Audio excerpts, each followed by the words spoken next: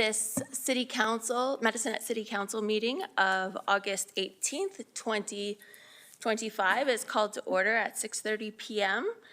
We will begin with a moment for prayer or reflection.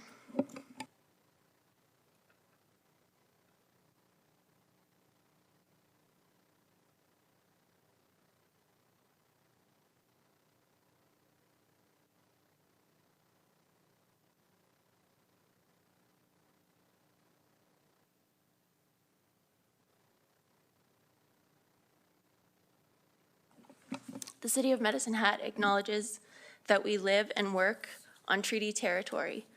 The city pays respect to all Indigenous peoples and honors their past, present, and future. We recognize and respect their cultural heritages and relationships to the land. Adoption of previous council meeting minutes. So there's the regular council meeting minutes we'll start with of July 21st, 2025. Any errors or omissions? Seeing none, those minutes will be adopted as presented for the corporate record. 5.2, special council meeting minutes, July 25th, 2025. Any errors or omissions? Seeing none, we will adopt those minutes as presented for the corporate record. And finally, 5.3, special council meeting minutes of July 28th, 2025. Any errors or omissions? Seeing none, those minutes are adopted as presented for the corporate record. Adoption of the agenda. I know we have one addition. I don't know. Acting City Manager Asarud. Thank you, Your Worship. It would be requested to add directives 1 and 3 of the municipal inspection for council consideration. Thank you. So we will add that as item under new business item 10.5. 10.5, yeah. Okay.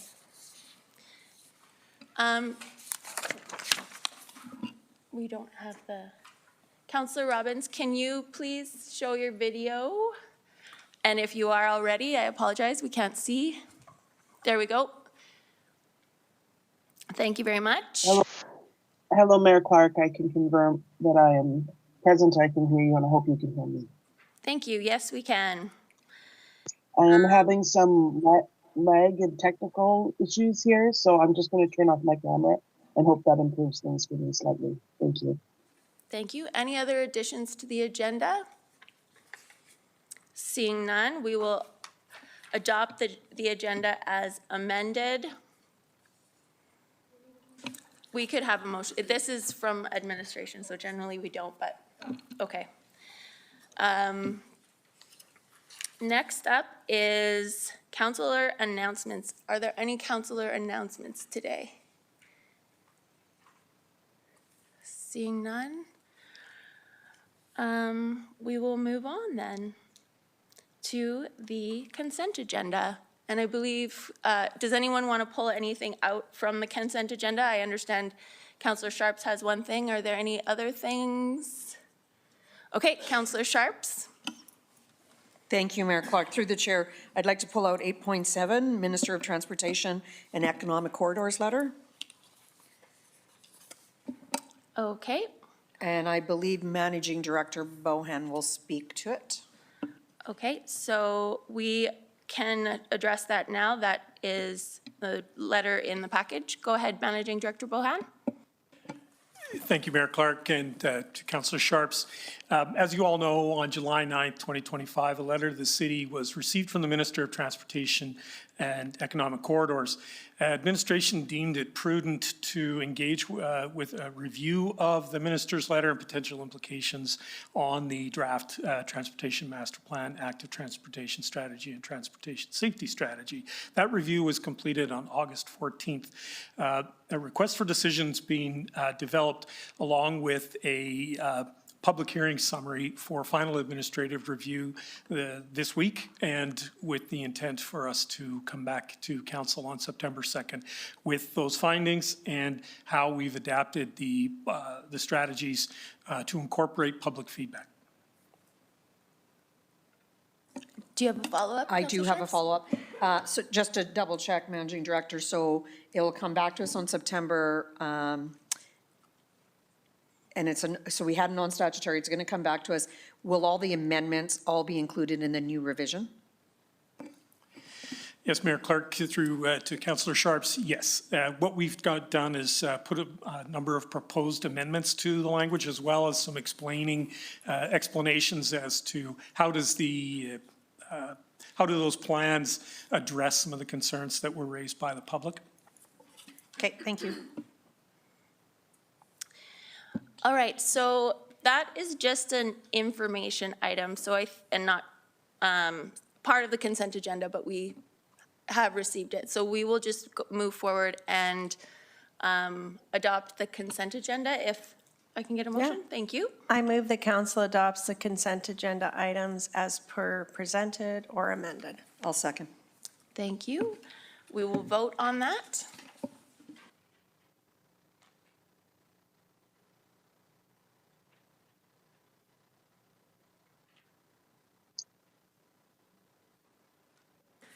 Oh. There we go. Councillor Robbins, how do you vote?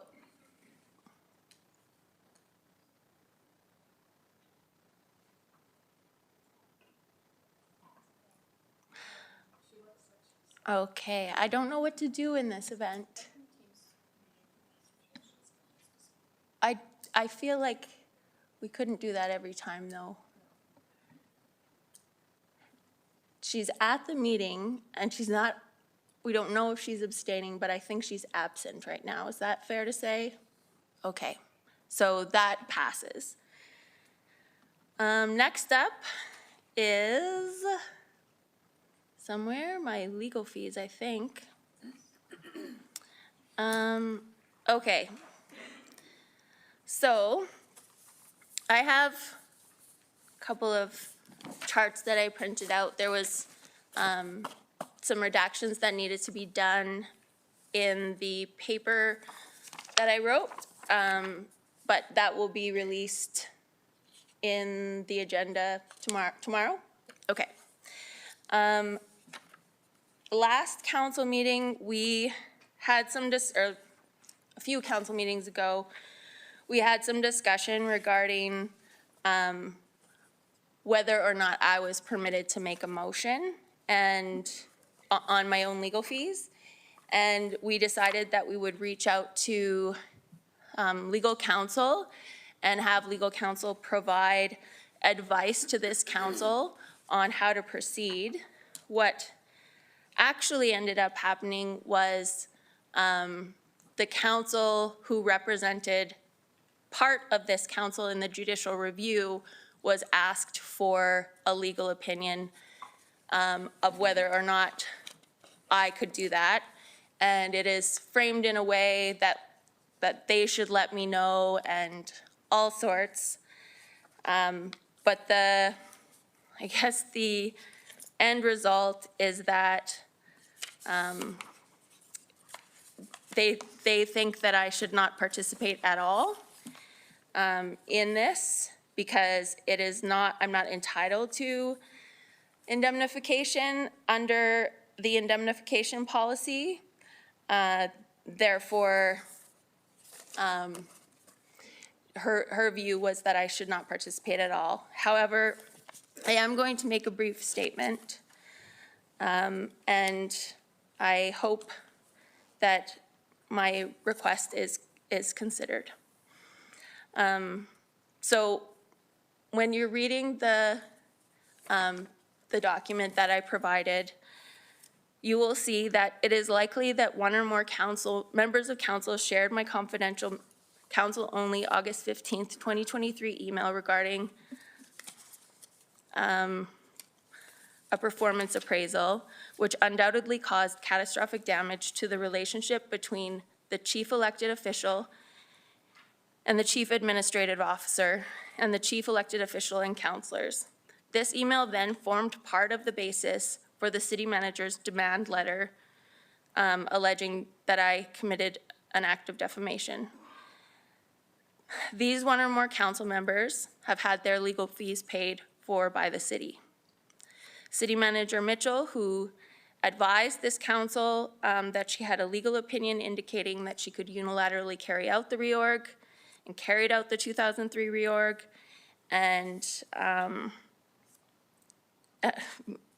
submitted a demand letter to me, has had her legal fees paid for. The 7 councilors who levied the sanctions against me, the illegal sanctions against me, which the court found were overwhelmingly disproportionate to the breach of the code of conduct and no reasonable municipal council would have had enacted, have had their legal fees paid for by the city, and potentially received advice from other experts using city resources during that time. All of my actions have been undertaken in good faith in the performance or intended performance of my duties. I'm the only person among council and the city manager who has had to personally bear the cost of my legal fees, currently almost $80,000, associated with obtaining a legal opinion in response to the alleged July 4th legal opinion, the sanctions, and the city manager's demand letter.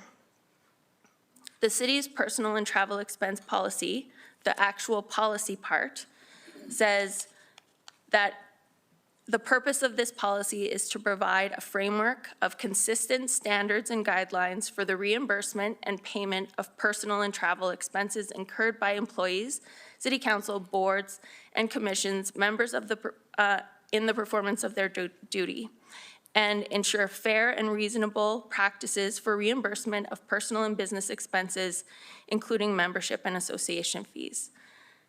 The remainder of this document consists of procedures, other than the statement and the principles, which are determined and established by administration, not council.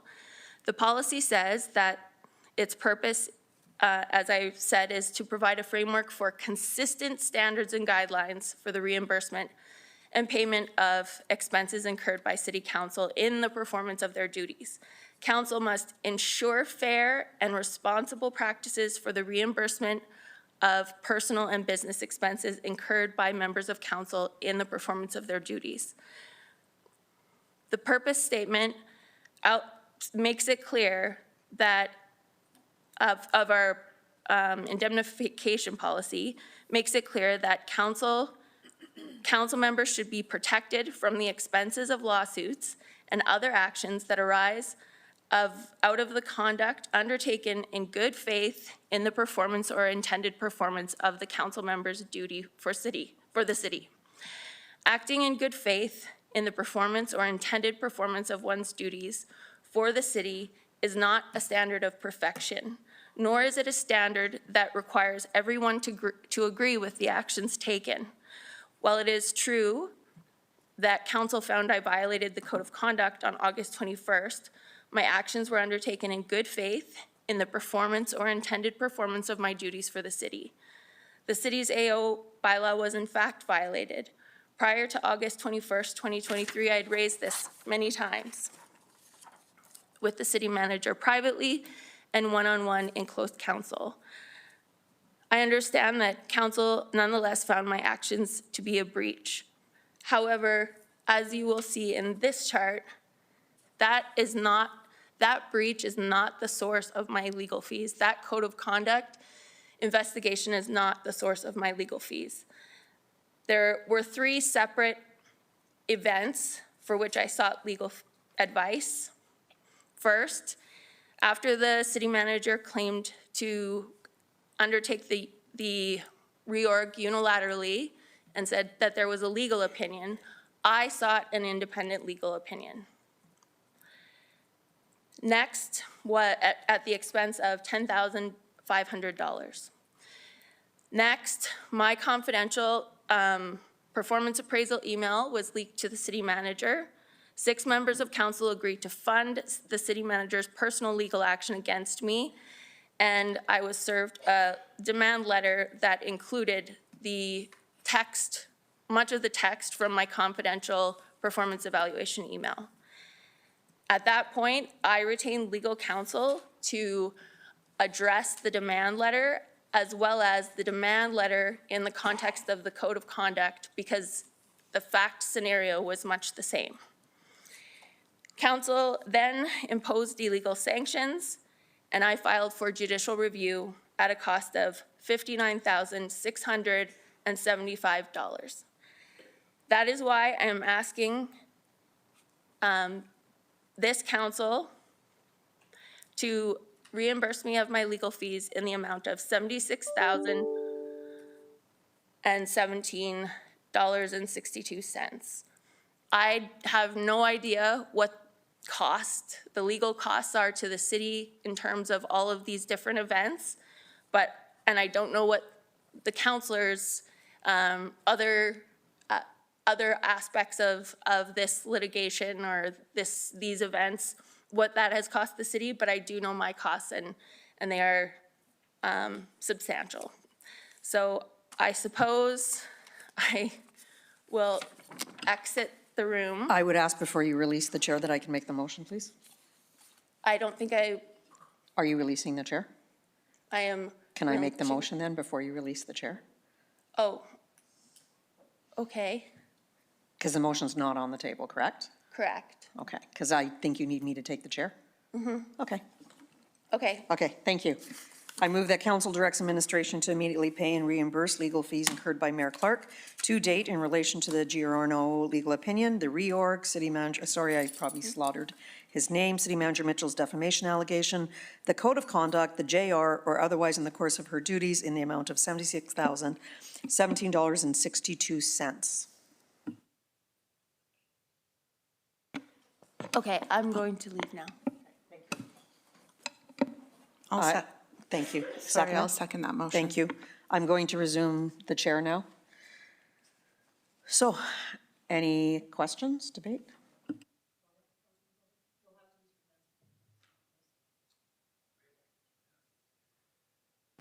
So, thank you. I guess before, I have questions, I guess, of legal and through the city manager, if that's okay. We had a admin and ledge meeting last week, and we talked about the indemnification clause, and it just brought up several, I guess, questions in relation to the policy and indemnification. So I'd really like to get some clarity.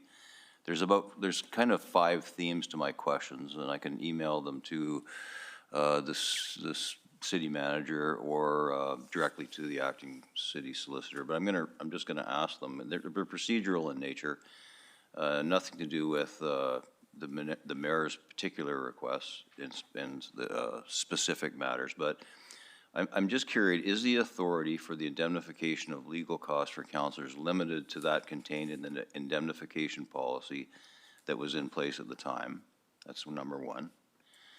Number 2, if that's so, why else, I guess, would there be a policy? And if so, if a member of council wants indemnification for legal costs, aren't they then required to follow the process in the policy, which does not involve council does not involve council at all in the initial decision? And is there any appeal body? The third question is, if a council member chooses to hire a lawyer without following the policy, or because in their view the matter is not covered by the policy, aren't they in a way on their own in relation to costs? The next one is, are the legal fees for the judicial review covered by a policy or by the policy, indemnification policy, specifically section 2228 and 36? Should that be explored before council weighs in? And number 5 is, does council have any authority to approve indemnification for legal fees when the policy hasn't been followed or when the matter is not covered by the policy? If so, then doesn't that provide an additional indemnification route or of uncharted territory with no guidelines about what factors should be considered to assess the merits of the request or about the limitations applied? So there are the 5, and I can definitely email. I don't expect you to translate all that, but I can send them to you, and I know it'd be maybe difficult to, on the fly, answer all these questions, but I think they're important ones. And it really is, have we followed the procedure? Are the rules followed? And then if so, are there other routes that Mayor Clark could take to, through the policy, to have her legal fees paid? So I guess that's really the question. Again, it's not about the specifics of her claims. This is about, are we following the procedure? And I'm going to email them now. Acting City Solicitor, do you want a few minutes with his list of questions? Sure, through the chair. I think it would be helpful to review them. I also don't want to stray into the territory of giving legal advice on this issue Agreed, in open yes. council. Yes. So I can speak to what the indemnification policy says, Okay. but I wouldn't want to apply it to this situation in an open council setting. Do you want a few minutes with the questions and you can make a decision which ones you're answering and which ones you're saying you're not going to answer? Sure. Okay, that would be fine. Does any other member of council have any questions or anything? Well, I guess you get a few minutes, so, yeah. Okay, well, I can speak while you're going over your list. Do you have it, Acting City Solicitor? Okay. Not yet. So for those of you worried that I can't drag on and drone on for 5 minutes, I can assure you I can. So we will kill some time. I have a few things to say on this. So I will start with, we can go right all the way back to August 21st, the day that the actions occurred. And actually, I'll go back, in all fairness to Mayor Clark, I'm going to go use her background information here. So she did, in fact, send out an email to all of council, and it was confidential to all of council regarding the performance evaluation. And it was, in fact, leaked because that matter could not have come back in front of us in an email if it wasn't leaked. So whoever leaked it, however it got there, I do believe that that onus falls on council to take responsibility for. Obviously, on August 21st or 22nd, it was me that, or August 21st, it was me that stopped the conversation. And not because I feel Mayor Clark didn't have content, because content wasn't the issue and it never will be the issue. It's about how we speak to an employee in front of live TV or public. And I would hope that as an employer, we will always strive not to talk down to an employee. However, I also know that not being her intention, it didn't change the fact that that was what I felt was the right thing to do. So going on to that, and then I think this is where it really starts for me. When City Manager Mitchell was constantly emailing us as well over certain things and almost talking about Mayor Clark like she wasn't in the room, and that doesn't help the relationship. So we're all party to this and all privy for, and all responsible for our behavior and our actions. So I think that is key to me. Mayor Clark has notably said a few times that 7 members of council had their legal expenses covered, and obviously I'm the one that didn't have legal expenses covered because I didn't have any legal expenses. So I was not part of that, but it doesn't make me not part of the group. So we are all culpable for the decisions that are in front of us. So as I go through it, regardless of who leaked the email, we're culpable. It was out there, it caused the distress, it started this. But it didn't start with that. It actually started with Mayor Clark not being given the truth and being given all the information she asked. At the end of the day, she is an elected official and she's the chief elected official. So whether, I see potential new councillors in the room going forward, you might not like the person sitting in the middle of the chair. That doesn't change your obligation to still follow the truth and do the right thing. So I will say that she did ask a question, she should have been given that. She was not given a legal opinion. And I will wholeheartedly, I cannot speak for one other member of council, but I can tell you wholeheartedly, when I am told by any member of staff that you have something, I believe that you have it. So, and I believe that amongst my peers. If you tell me you have a legal opinion, I will believe it. I do not need to see it verbatim every time. That is what that trust does. But what happens when trust is broken is the situation that we're in. So as I go through all of this, and I read the JR decision, a couple of things stand out to me. And I read Mayor Clark's, I'm not going to read all of this, obviously. But as I go through it, The very first one was the 10,500 in relation to getting a legal opinion on the reorganization. Well, as the chief elected, I believe that that is exactly what her job is. I did not know at the time that she had it, and that's probably what caused a little bit of my dissent on August 21st. It was the first time I heard about a legal opinion was in that meeting. So right, wrong, or indifferent, that is part of her job, and I wish I would have had it before, but I didn't. So in my mind, that 10,500 is part of being the mayor. Whether I like the decision or not, I expect that role to do her position. Now, the 6 members of council agreed to fund, so obviously I get a bit of a break on this one, and it's unfortunate, but I don't feel like I get that break in its entirety. Mayor Clark lists in the email that I'm not part of that, but I still was the one that actually stopped the actions on August 21st. So whenever you talk about the council, you have to kind of include me in that list as well. So when you go through that, even though I did not require legal counsel, the point is council, the minute she put in a JR to review those sanctions, in my mind, and maybe acting city solicitor might have to jump in on this as well, the minute she put in a JR to review those requests, in my mind, council could have turned around and said, we're not fighting you in court, we can go back to the table and redo the sanctions. I don't know that we actually had to defend ourselves in that JR. I don't know for sure, I'm not a legal person. But the fact that she did go to that, and the fact that those sanctions were based all on a predicated activity of August 21st, but August 21st was predicated on false data, I will absolutely support this application for her funding. So I'm just going to be clear where I stand on this. Go ahead, acting city solicitor. Sure. So I've reviewed the questions, and I think perhaps what might be helpful, I don't want to delve into applying the policies to this particular situation, particularly given my understanding that council may have sought external legal counsel on the issue. I can review what the different avenues for coverage under the indemnification policy.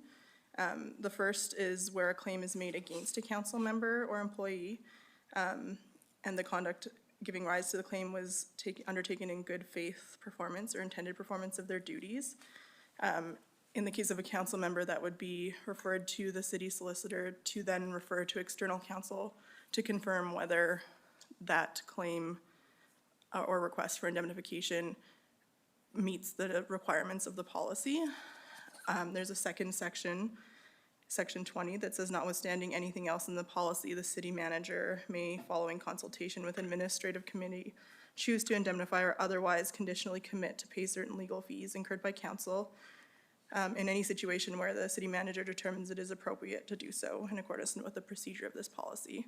So those are kind of the two routes under the policy for legal fees to be covered. I also wanted to highlight Section 248 of the MGA, which deals with expenditures more broadly and states that a municipality may only make an expenditure if it is within an operating budget, interim operating budget, or capital budget, or otherwise authorized by council. So that deals with expenditures that are authorized by council. I don't know if that answers all of the questions, but those are the policies and the legislation. Any follow-up, Councilor McGrowan? Yeah, thank you, but I don't really think it does answer the questions that are specifically asked. And I really think they're important that those procedural issues are clarified in order to make a decision in relation to this. So I would ask that we take the time to figure it out. I mean, I don't need the time, but procedurally, I want to make sure that we're safe and that we're doing the right things. And I'm not so sure that we are. Through the chair, if council would like legal advice from our office or external legal counsel on that, I would recommend taking that away outside of an open council setting. I would agree. So, Councilor McGrogan, are you asking to make the, go into closed for a few minutes? I'm not sure what you're asking.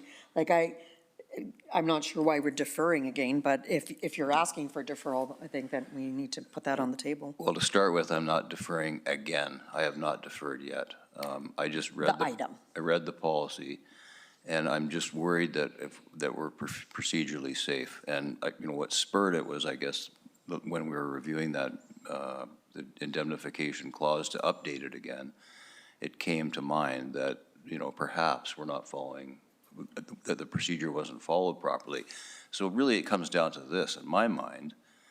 There may have been an avenue, and maybe it was already explored, was, under the policy that already exists, was there an opportunity to recoup those fees? I guess that's really what my question is. Okay, so you want to know, instead of coming to council to potentially do a budget amendment, should she have gone through the indemnity route? But the indemnity route has, that policy's been kicked back a couple of times now, so I don't know if it was something she could have done. Well, the policy that was in place at the time is present. We had updated it, so I'm just wanted to know. And the answer could be, there was no avenue, and this is where we have to go, and this is how we do it. So I just don't know the answer to that question. Okay. Go ahead. Thank you, through the chair. I'm wondering if perhaps we need to ask Mayor Clark that question, because she would know if she already tried to put it through the indemnity policy.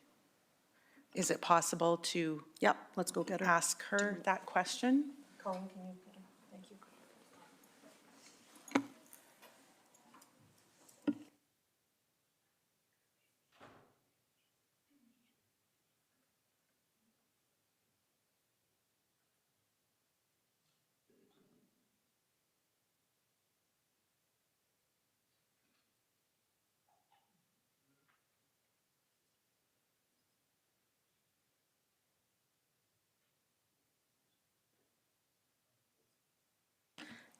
Just to make everyone aware, Councillor Robbins has an intermittent connection, so she's logged off the meeting.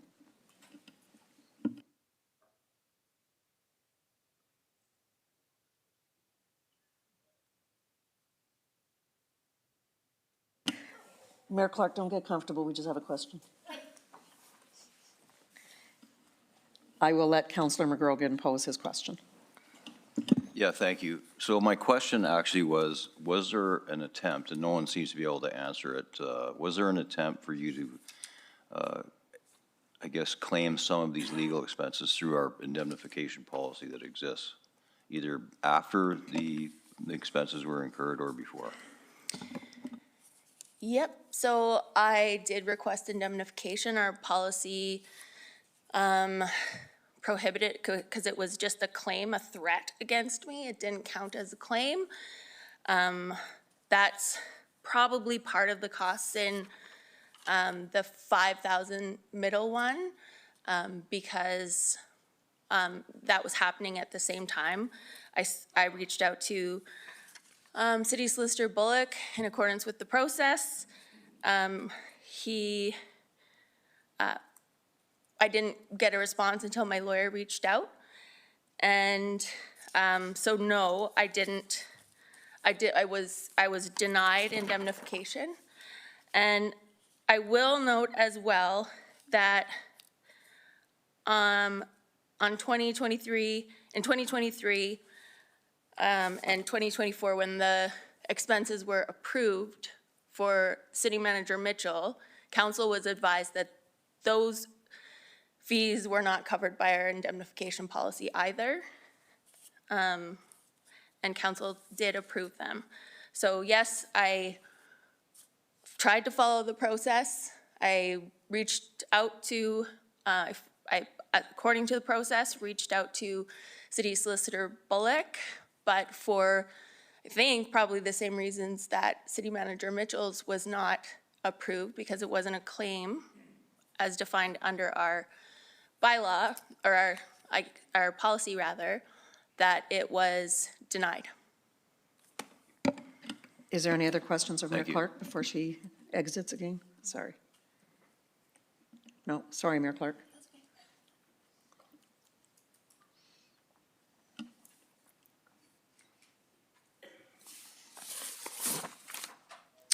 Is there no further conversation? Oh, you do? Okay, Councillor Van Dyke. Yes, thank you, through the chair. So I would like to make a motion to break out the total into the three separate issues, I guess. I'm not really sure what to call them. Because I think they're all quite different and under different circumstances, and I would like it if council could deal with them separately. So I'm happy to copy and paste and send that to, who should I send it to, Melissa? Okay. Yes, so if we could, if that would be possible, I would like to make that motion. Do we need to deal with the motion on the table, or can we just go to this motion? Go to this motion? I don't know what you're nodding to, yes. Okay, thank you. Go ahead. Okay. Do you have that chart, Melissa? You sent it out this afternoon. Sorry, I Mayor Clark's. just sent it, Melissa, sorry. So basically, we're going to take a breakdown of the three expenses and put them into individual motions. So it would be that council directs administration to immediately pay and reimburse legal fees incurred by Mayor Clark in relation to the direction of 1, 2, and then 3, but we'll do 3 different motions. Correct? Is that what you Yeah. want to do? Okay. Yes. Let's deal with just one at a time. So the first one is the Giorno legal opinion? Yes. 'Kay. So, acting city clerk, should I just make a motion then for that one specifically? Okay. 10-5. Yes, yeah. Go ahead. So, sorry, I'm not sure exactly how to word the beginning part. If maybe Melissa could. I would just use this. Okay. I move that council directs administration to immediately pay and reimburse legal fees incurred by Mayor Clark regarding the legal opinion regarding city manager authority to carry out the reorg unilaterally for $10,500. Can I have a seconder? I'll second that motion. Thank you, Councillor Knodel. Any discussion? If I could- No, go ahead. Thank you. Sorry, I just have to pull up my notes here. So, thank you through the chair. The reason I asked for these to be separated out is, like I said, I think they're for different matters and my views on them are different. And so I wanted to be able to vote independently on each of them. I have concerns about the reimbursement for costs on this one, specifically because there was no consultation with the rest of council to get consensus or majority support in seeking this opinion. I understand that when the party in question is administration, that going the normal route would be awkward and maybe not the best avenue forward. But if you choose to not go that way, then you would need to at least consult with the rest of council, present your concerns, and get a majority or consensus to go ahead. Doing this without consultation, I think, is very problematic. I think it sets a precedent that a mayor or councillor can seek legal counsel for anything that they perceive to be an issue without consultation and then present a bill expecting reimbursement. So I will not support the reimbursement of these funds. Thank you. Oh, sorry, one more comment. I previously voted against reimbursing the city manager for her funds for much the same reason, process issues that I didn't feel had been followed.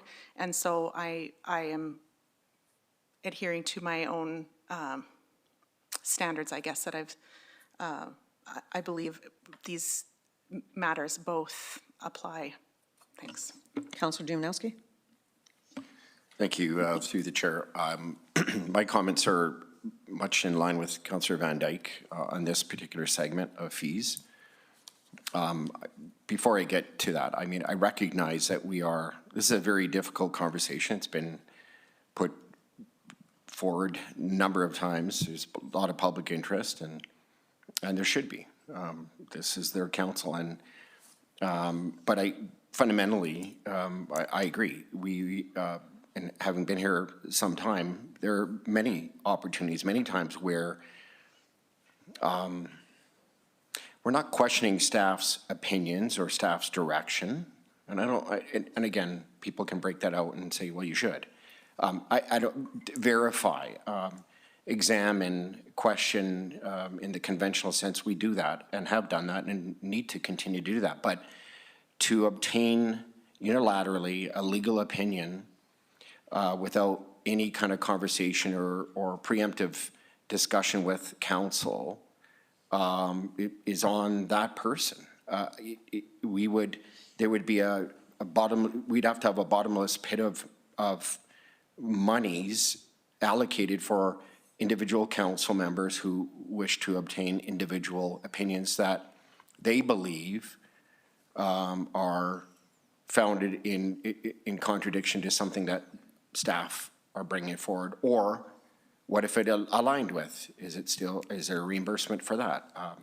So on and so on. So for me,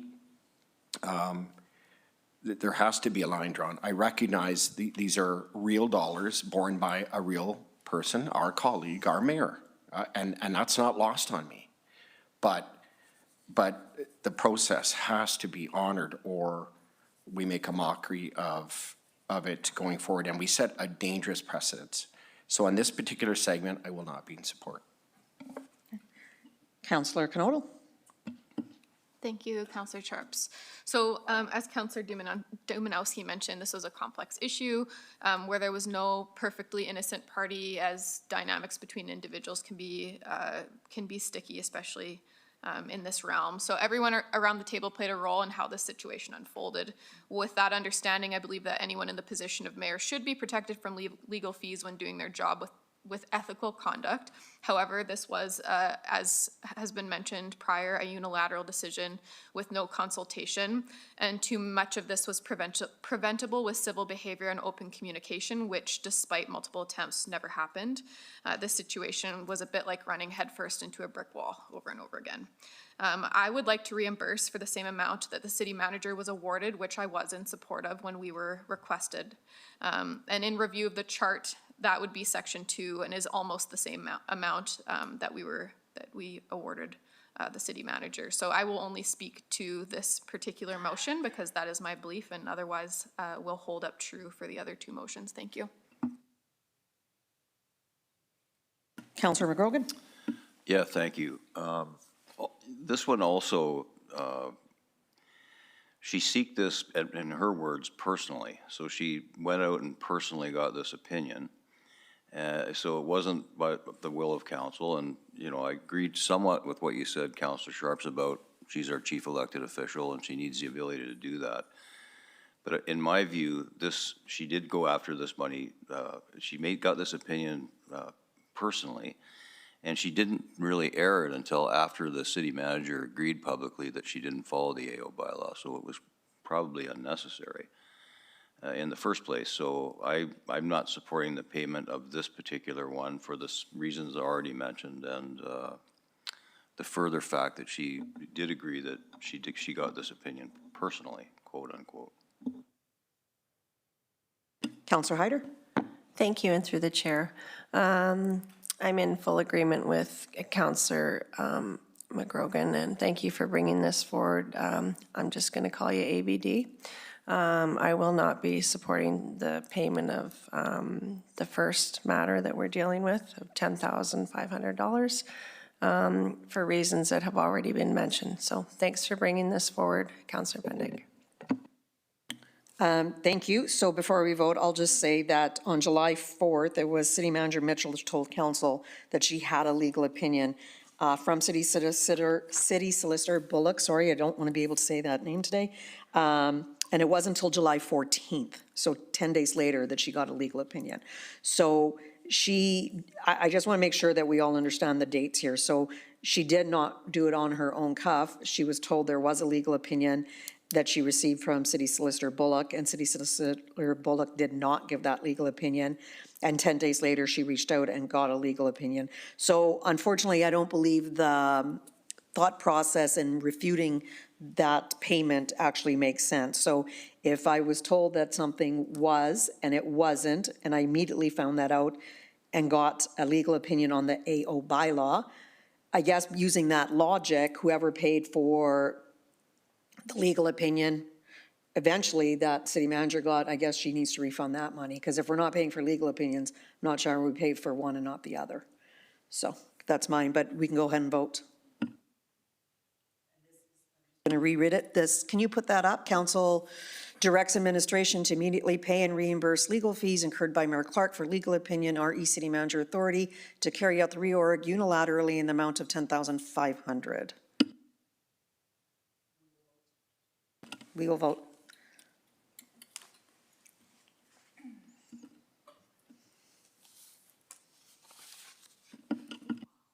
That was defeated. Can you go on to your second motion? Thank you. Council directs administration to immediately pay and reimburse legal fees incurred by Mayor Clark for the Code of Conduct submission in light of City Manager Mitchell's demand letter and request for indemnification in the amount of $5,841.94. Can I have a seconder? I'll second. Thank you, Councillor Hyder. Any discussion? Councillor Canodal? Nope, sorry. What's your name? McGrogan, Councillor. Sorry. Thank you. I am in support of paying this particular legal fee. I didn't look at, I was one that did vote in favor, or in the telephone vote, I guess, in favor of Ann Mitchell getting some legal advice. But my view of it was meant as a shield, not a sword, that it wasn't really an attempt to take legal action against the mayor. It was more or less asking her to cease and desist. And having said that, the reaction, I think that Mayor Clark in this case was well suited to then find a response to that letter. So I'll be supporting it. Is there anything else? If not, sorry, Councillor Dumanowski. Yeah, thank you, through the chair. I want to just take a moment. Well said again. In light of the fact that there were fees covered in a similar vein for the city manager, I think it would be appropriate to do the same here. I could parlay that out more, but I won't, so I will be in support of this section. Okay, if there's nothing else, we'll go ahead and vote.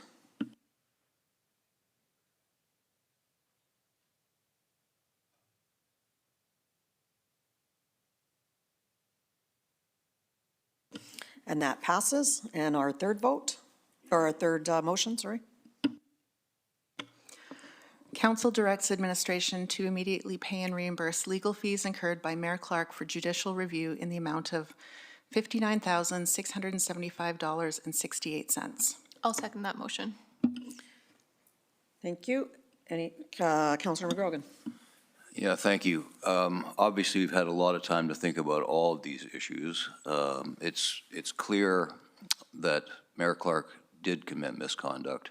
It's also very clear that the judge admonished council for their overstepping of the sanctions. I have of the personal belief that she had many opportunities just to say she could have handled the meeting on August the 21st differently.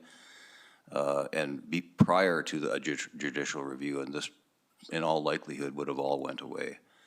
But being that it didn't, she forced this basically to judicial review, I think unnecessarily, but I do think that for the sake of this community, we need to move on. And I don't think, she should have some method. If the questions that I asked at the beginning in relation to the actual policy that we have, if none of those pieces fit, if there was nowhere for her to go for her legal fees and back to us, then I think we need to pay them, and I think we need to heal and move on. So I'm deeply, I guess, troubled by the amount of this, of all of them actually, but this one in particular. But I think we have some onus, and I think if we did have the expenses of what it cost us to actually go through the process that we did. And I will say that we had our legal fees paid, but we were put in a position where we had to basically act in relation to the Code of Conduct. It wasn't like we decided. It was actually a complaint that was laid by Councillor Sharps that caused the rest of us to have to act. And we sought legal advice to hopefully get it right. And Justice Nation agreed that we got it right in relation to the misconduct, but wrong in relation to sanction. And I have to live with that, and I was part of the voting in relation to the sanctions. I'm always one that believed that the crime and the punishment should be commensurate. Justice Nation felt it wasn't. In reflection, I agree. So I think that we are responsible as a city, as a corporation, as taxpayers to pay this. Thank you. Councillor Van Dyke. Yes, thank you through the chair. So in regards to the judicial review, I think that a promise to someone of available due process is empty if no resources come attached to that process. And this is the financial resources for that process, so I support it. Thank you. Councillor Hyder. Thank you, and through the chair. I don't know about a lot of people, but we, in our 4 years, have experienced pretty much everything and anything. And Councillor McGrogan talking about a community needing to move on and, you know, healing and all those things. The thing of it is, 60 grand's a lot of money, and it's not my money. And there was times and times and times that I feel that we all could have done better as far as communicating and collaborating and being a team. We all reflect back on things differently, and you can't change what's happened. But I feel that we reflect back on what, I reflect back on what we gave the city manager, and I think I asked Councillor Knoto, it was $6,000 for her fees. And right now, I feel that that's what I can do with Mayor Clark. I cannot support another 60 grand, and that's where I will be. Councillor Knoto, did you have your hand up? No? Okay. So like I said to begin with, I will support it. And this is all about putting the names aside from it. Like Councillor McGrogan said, I was the root of all evil, I guess, so I started it, and I will stand by that. I did say it. I've always said I will stop anyone to do that. So, and Mayor Clark and I have talked about it, so I have no ill will, and she knows that I would say this in public as well. I will say that. And I do have a question for Acting City Solicitor Haney, if you don't mind. In a situation where we have a judicial review or a filed judicial review, did we have an option not to defend ourselves? Could we have not gone to court? So, my apologies. Through the chair, there was external legal counsel on that file, so I'm not sure in this case what occurred. But typically in litigation, parties can settle if they can come to an agreement. Okay. If typically there is a process to withdraw and come to an agreement. Okay, thank you. I saw you, Councillor Dymowski, just give me 1 second. So I'm going to stand by it. Everybody was at fault. But again, I don't think one individual here should be picking up the tab. I do find it interesting, and Mayor Clark said it in a meeting a few weeks ago, and I'm going to repeat it. I feel like we hold her to a higher level than we do our city manager, and that is unacceptable. If we had the same fortitude to say, city manager, we hold you accountable to this, but we do that with that middle position and not with our employees. So I struggle with that, and I will pay this. So go ahead, Councillor Dymowski. Yeah, through the chair, another difficult conversation. Recognizing a number of things, I'll repeat a couple of them. One, the fact that the judicial review was necessary, it's kind of chicken and egg, was based on an event that has been indicated, should have been handled differently. Fundamentally, there are all kinds of spirited debates, disagreements that occur around this table, past, present, and future. But the willingness at some point, on the part of other number of people, not pointing my finger at the mayor or the city manager, all of council, but to be able to step back and say, you know what, maybe I overstepped my boundaries. I am sorry. Maybe I should have sought greater clarity on this behind the scenes in advance of an open, heated, pointed discussion, and on and on. I just, it's easy for us to look at this and play the movie back and say there should have been or could have been off-ramps. There were off-ramps. Some of the off-ramps that frustrate me and that give me some difficulty with this one is that we attempted to deal with this, and those attempts are documented. We had Mr. Cuff come in unofficially, but officially, and there was not a willingness or participation factor by the mayor in that conversation. This is the governance guru of the province, if not the nation, and there was an unwillingness to meet us halfway. And I say halfway because it's easy for me to say we were in the right or otherwise. The other off-ramp was when the minister himself came and sat with council. And there was an opportunity to have open, and his support network of EAs and others, and the deputy, I believe, was here. So, and each council member got to have their chance to be honest and vulnerable around this process and how to get back to on the right track. And there was an unwillingness by our mayor to join that conversation. So, for me, yes, we really had no choice but to go all the way to the end from the standpoint of our multiple attempts not being heeded. There were individual attempts by council members as well. I know that, to mediate or find a solution. And I feel like that whole thing was a battle of wills rather than a battle of sensibilities. That's my opinion. And it's costing now somebody almost $60,000, either the mayor or the taxpayer. And so for me, the best I can do is 50% of that because there's a shared responsibility. And in that shared responsibility comes a shared consequence. And in this case, it's financial. So right now, if it's all, I will not be supporting it, but I would be prepared to acquiesce to 50%. Are you making an amendment?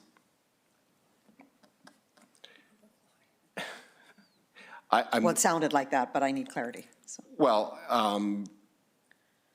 I'd like, if everyone's had their chance to speak, I'd be prepared to throw that in. I believe everybody has spoken. Councillor Knodel. Sorry, go ahead.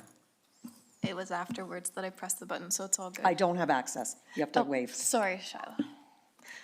So through the chair, just to reiterate what I said earlier, all of the situations that Councillor Dumanowski has reminded us of, the attempt to resolve is what I was describing as the running into a brick wall. It was the desire to resolve the relationship issue and heels being in the ground and not being able to go anywhere or do anything differently. And I understand and honestly respect Mayor Clark's desire to kind of stick to her guns about what she believes and what she believed to be true. And I can see that. And I do believe that she felt that she was doing what was in the best interest in her position. However, this job is not just about right and wrong. It's about working as a team, and there was none of that. And so I'm firmly in support of what Councillor Dumanowski has mentioned, and hopefully we'll make a motion about, because I think that compromise is required in this situation. Thank you. Do you have a motion, Councillor Dumanowski? Through the chair, I don't have a calculator immediately in front of me, but Sounds like a, it's up there already? Okay, so I would sounds like a make Stephanie issue. a motion to, for the reasons stated, have 50% of the judicial review portion of $29,837.84 paid to Mayor Clark. Seconder, please. I'll second that motion. Thank you. Yeah, any questions? Go ahead. Thank you. Through the chair, I have a question for the city clerk. Sorry. So in the event that this, if this doesn't pass, does it go back to the motion that I made for 59,675.68? Okay, that's all I was wondering, thank you. Any other questions or comments? Okay, we can vote on the amended motion.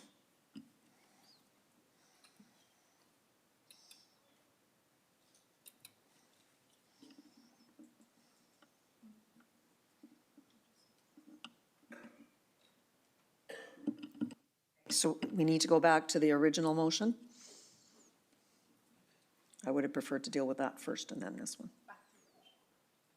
Yeah. So we're back to the original, not the original motion, correct. Council directs administration to immediately pay and reimburse legal fees incurred by Mayor Clark for judicial review in the amount of $59,675.68. And that already was seconded, correct? Okay, so if there's no further comment, we will vote.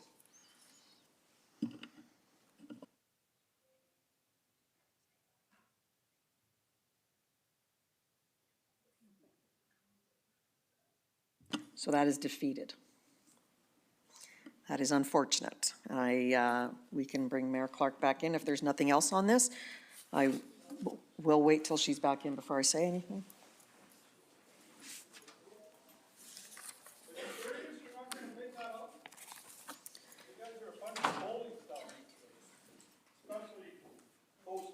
Go ahead.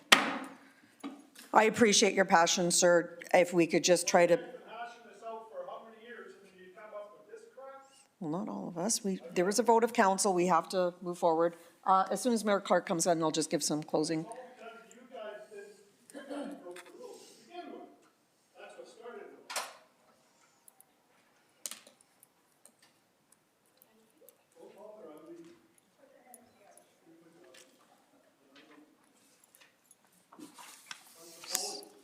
So Mayor Clark, and they're not being broken into three different motions. By category or by the line items that you provided?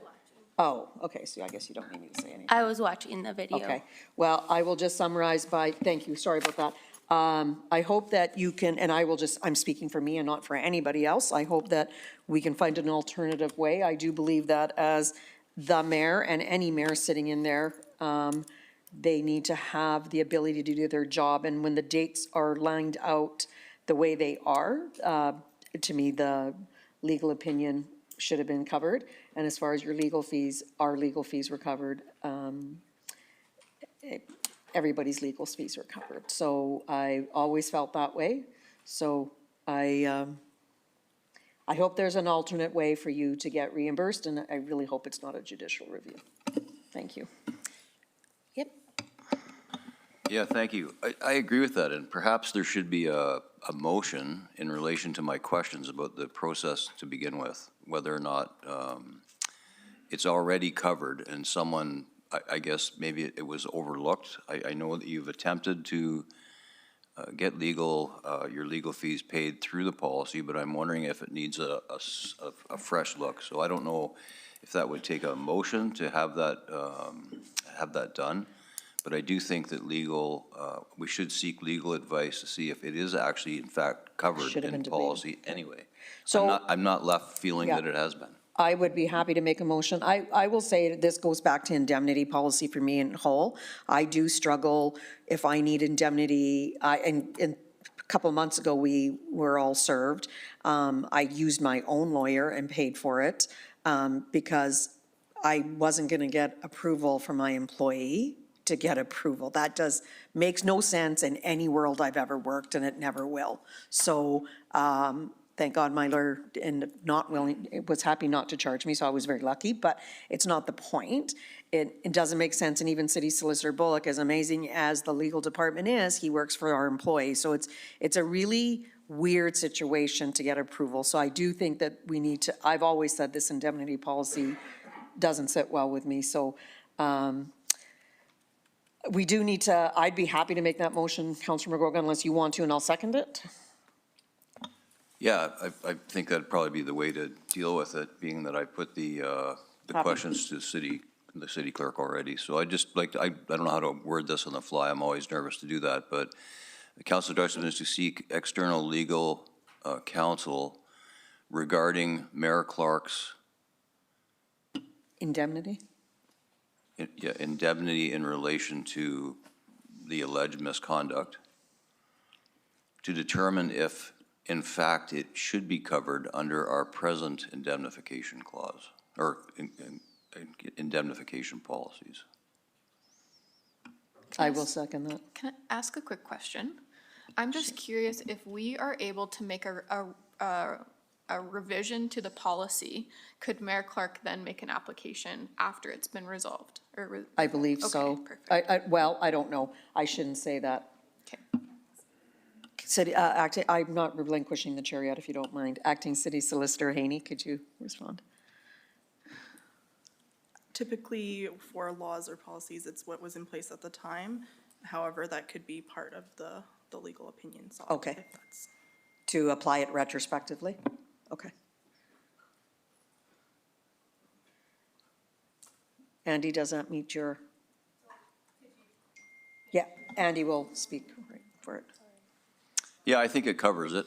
I just think that procedurally, I'm just not sure if it hasn't been covered already. And, you know, like I said at the beginning of all this, we should have known this ahead of time, in my view, but this will clear it up one way or another. Thank you.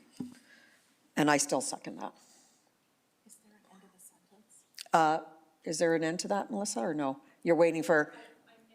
Oh, in fact, it's, okay, council directs administration to seek external legal counsel regarding Mayor Clark's indemnity in relation to the alleged misconduct to determine if it is in fact covered under the indemnification policy. Please.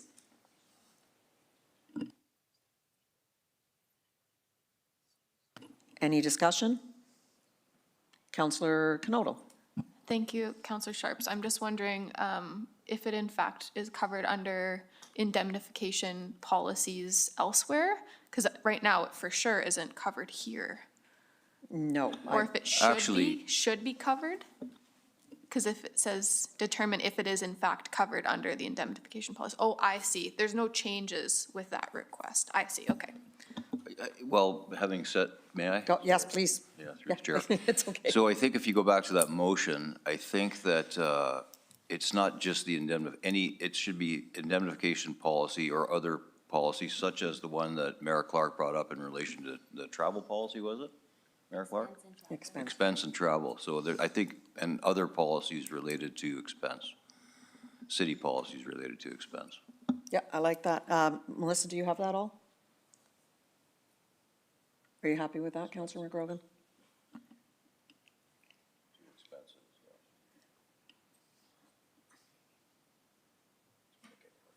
Happy? Okay. Any discussion? Councillor Hyder. Thank you, through the chair. This is a policy we already have, or is this, we're looking for? Indemnity has been Yeah. reworked a few times, but I Yeah. believe it's. Is this I the don't think new it's here latest? today, is it? I can't remember. It's not Okay. back here. It just went through ALR again. Okay, So with some revisions. Okay. okay, thank Okay. you. Yeah, no problem. Any other? Okay, well, if there's no other questions, let's do this vote, please. Do we have a seconder on the table? Okay. Just, I might want to say, I don't see why Mayor Clark can't vote on this. Is that? This has, My view is, unless she doesn't, I guess, maybe, I does don't know anybody how have it worked any? procedurally. Well, this is City clerk. about indemnification. Is it about her? Is it about the indemnification policy?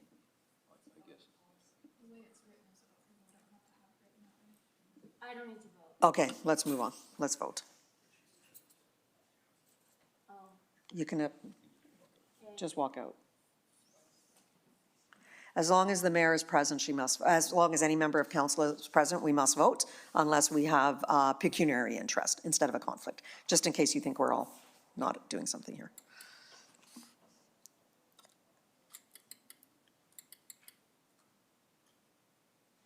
It's not cleared, Melissa. Thank you.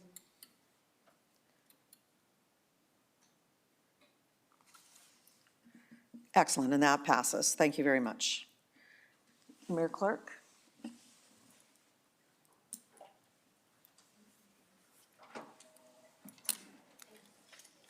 I'm going to relinquish the chair now, Mayor Clark.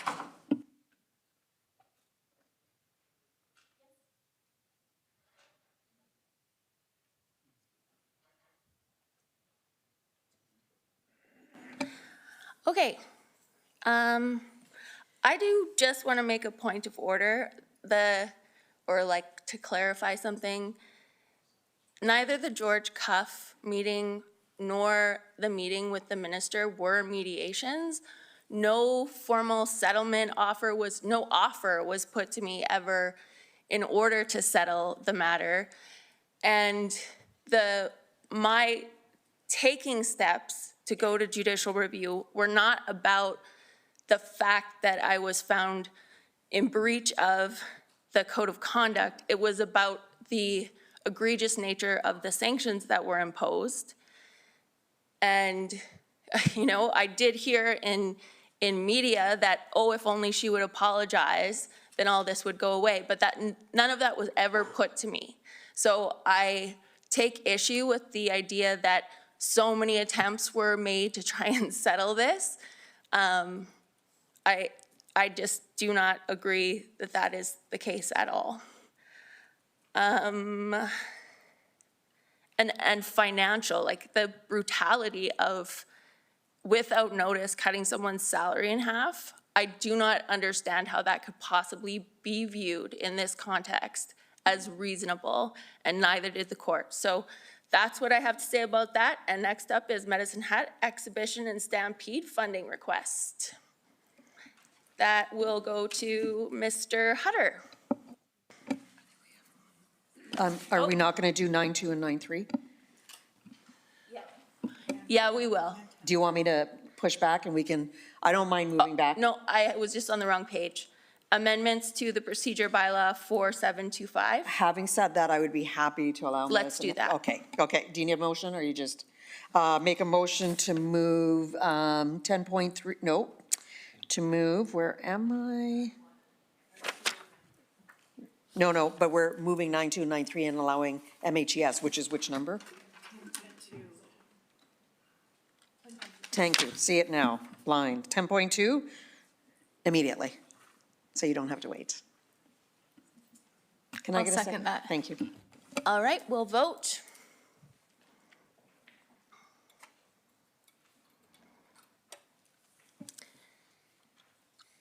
That's unanimous. Okay, so now, Managing Director Hutter, you are here on the hot seat.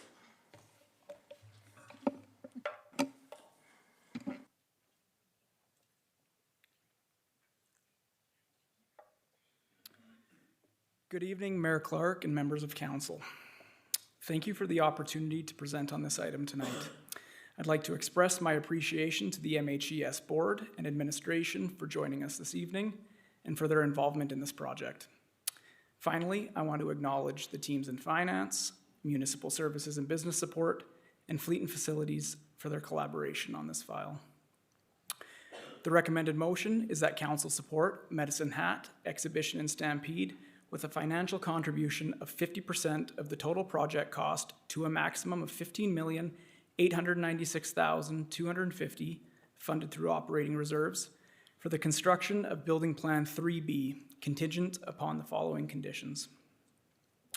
Number one, that the province of Alberta provides a guaranteed financial contribution of 40% towards the project, and that the Medicine Hat Exhibition and Stampede secures the remaining 10% of the total project cost through internal funding, regional municipal partnerships, and/or private donations. I'll now provide a brief overview of the events and decisions over the last year that have led us to tonight. On November 4th, 2024, City Council received for information a report titled MHES Revitalization and Conference Center, which outlined the findings of research completed by Sericon Inc. And this report is included within the agenda on pages 179 to 223. On February 3rd, 2025, City Council moved to postpone any decision related to MHES's request for capital funding until the province had made a decision on future funding for MHES following the province's sustainability assessment on provincial agricultural societies. And most recently, on May 20th, 2025, City Council approved a budget amendment of $250,000 to fund a preliminary concept design and project costing for a reduced North Grandstand option. In response to Council's direction, a consultant was engaged to develop a preliminary concept design and costing report. Their scope included reduced North Grandstand options, referred to as Building Plans 3A and 3B, and updated cost estimates for MHES's original proposals, referred to as Building Plans 1 and Building Plan 2. On August 11th, the consultants submitted their report, recommending revised project cost estimates for Building Plans 1 and 2. Building Plan 1 increased from original cost estimate of $38,936,000 to a current cost estimate of $48,309,200. Building Plan 1 consists of a full rebuild of the North Grandstand, a deck addition, maintenance to the South Grandstand, and the construction of an atrium/multipurpose room that would contain breakout rooms, a commercial kitchen, and a larger multipurpose room that would tie into the existing Higdon Hall. Building Plan 2 increased from original cost estimate of $29,770,100 to a current cost estimate of $37,207,600. Building Plan 2 focuses on the reconstruction of the North Grandstand and rehabilitation to the South Grandstand with construction of meeting and breakout rooms and commercial kitchen and serving areas. In response to Council's feedback in May, Building Plan 3 was developed as a like-for-like replacement of the existing North Grandstand to define the minimum project scope. While maintaining the original structure's intent, the design incorporates updates for building code, energy code, and barrier-free accessibility compliance. It also includes site servicing and shared building system replacements previously identified in Plans 1 and 2. Building Plan 3A, with a budget projection of $33,470,100, includes an allowance for the life cycle replacement of commercial kitchen equipment in the South Grandstand concession and in the main MHES kitchen in the Cypress Center. Building Plan 3B, with a budget projection of $31,792,500, excludes the life cycle replacement of the commercial kitchen, as well as removing costs associated with the incorporation of stadium-style seating on the new North Grandstand and the upgrading of stadium seating in the existing South Grandstand to the same standard. A substantial portion of the city's reserves are earmarked for specific purposes, a detail that is often overlooked or misunderstood. Moreover, the interest generated from these reserves represents a vital source of municipal revenue.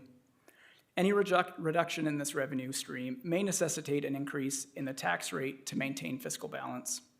As outlined in the table on page 3 of the briefing note, allocating 50% funding towards Building Plans 1, 2, 3A, and 3B would result in a projected permanent tax increase of 1.29%, 0.99%, 0.89%, or 0.85% respectively.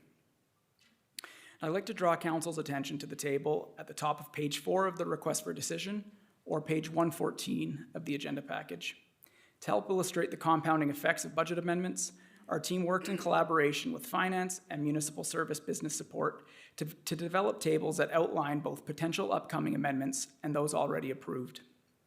We will continue to use this tool in the future. As with many recommendations, there are additional approaches that Council may wish to consider. In the interest of providing Council with optionality, administration has explored several options, including alternative option number 1, which would be for Council to grant MHES with the full request related to Building Plan 1. The pros for option 1 are that it provides support to an organization with a nearly 140-year-old history in Medicine Hat, and that MHES generates an annual economic impact of $13.7 to $17.3 million in Medicine Hat and $15.4 to $20.7 million across the broader Canadian economy. And Building Plan 1 is forecasted to enhance that impact. And the cons for option 1 are the result of the city granting the request is an estimated permanent annual average tax rate increase of at least 1.29%. MHES's physical location likely does not fit the model for a modern and desirable convention space. No market demand study has been conducted by MHES to provide objective evidence that there is a need for a convention space in Medicine Hat, And to that end, an internal study conducted in 2023 determined that there was no demand for additional convention space in the city.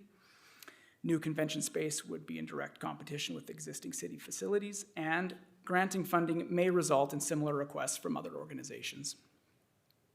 Alternative option number 2 would involve council granting MHES with the full request related to Building Plan 2.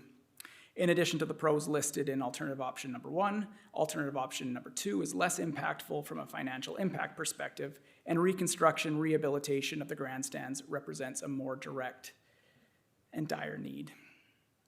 In addition to the cons listed in alternative option 1, improving the grandstands does not provide MHES with an improved ability to generate revenue. Alternative option 3 is council granting MHES with the full request related to Building Plan 3A. The pros of option 3 are that it addresses the immediate issues with the north grandstand and that it improves kitchen facilities and seating. The con related to option 3 is that it does not reflect a like-for-like replacement. Given its relatively modest difference in tax rate impact compared to the recommended option, alternative option 3 presents a reasonable value-based alternative for council's consideration. Conversely, upgrades to the kitchen facility could be well suited for funding through a Community Facility Enhancement Program grant from the province. Alternative option 4 would be for council to refer MHES's request to the Nonprofit Capital Grant Program. The pros for this option are that it would create consistency and equity in administering capital funding requests, and that it would provide MHES with more time to advocate for provincial and regional financial support. The cons related to option 4 are that it would further delay a decision, and the program's maximum funding allocation of 33% does not meet MHES's funding request. Alternative option 5 would be simply to deny funding to MHES. The pros for option 5 are that it represents the lowest financial impact to the taxpayer. And finally, the cons for option 5 are that it does not address the immediate issues with the existing north grandstand, and that it limits MHES's economic impact and ability to generate revenue. If the recommended motion is approved, administration will engage with the Ministry of Agriculture and Irrigation to notify the ministry of the city's commitment to the project. Should the conditions of the recommended motion be confirmed by MHES, administration will return to a future regular meeting of City Council with a budget amendment. Thereafter, a project charter will be developed to outline the roles and responsibilities of MHES as the building owner, project owner, and project manager, and the City of Medicine Hat and Province of Alberta as project stakeholders. The charter will be reviewed and approved as necessary by MHES, the City of Medicine Hat, and the province. MHES would then engage a project manager and consultants to complete technical drawings, manage permitting and procurement processes, and oversee the scope of the work for demolition and construction as required. And thank you for allowing me to present on this item for the 3rd time in the last 7 months. And at this time, I would be happy to answer any questions council may have.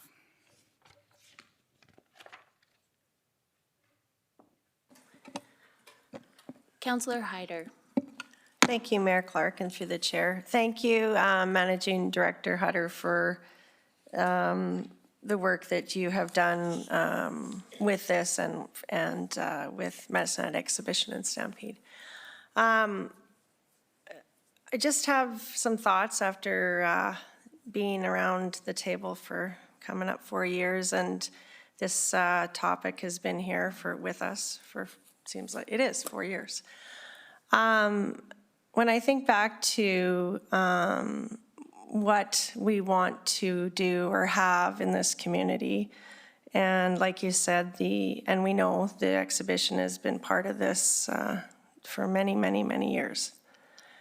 That being said, we also are talking about some new rec facilities that are needed and wanted by the community.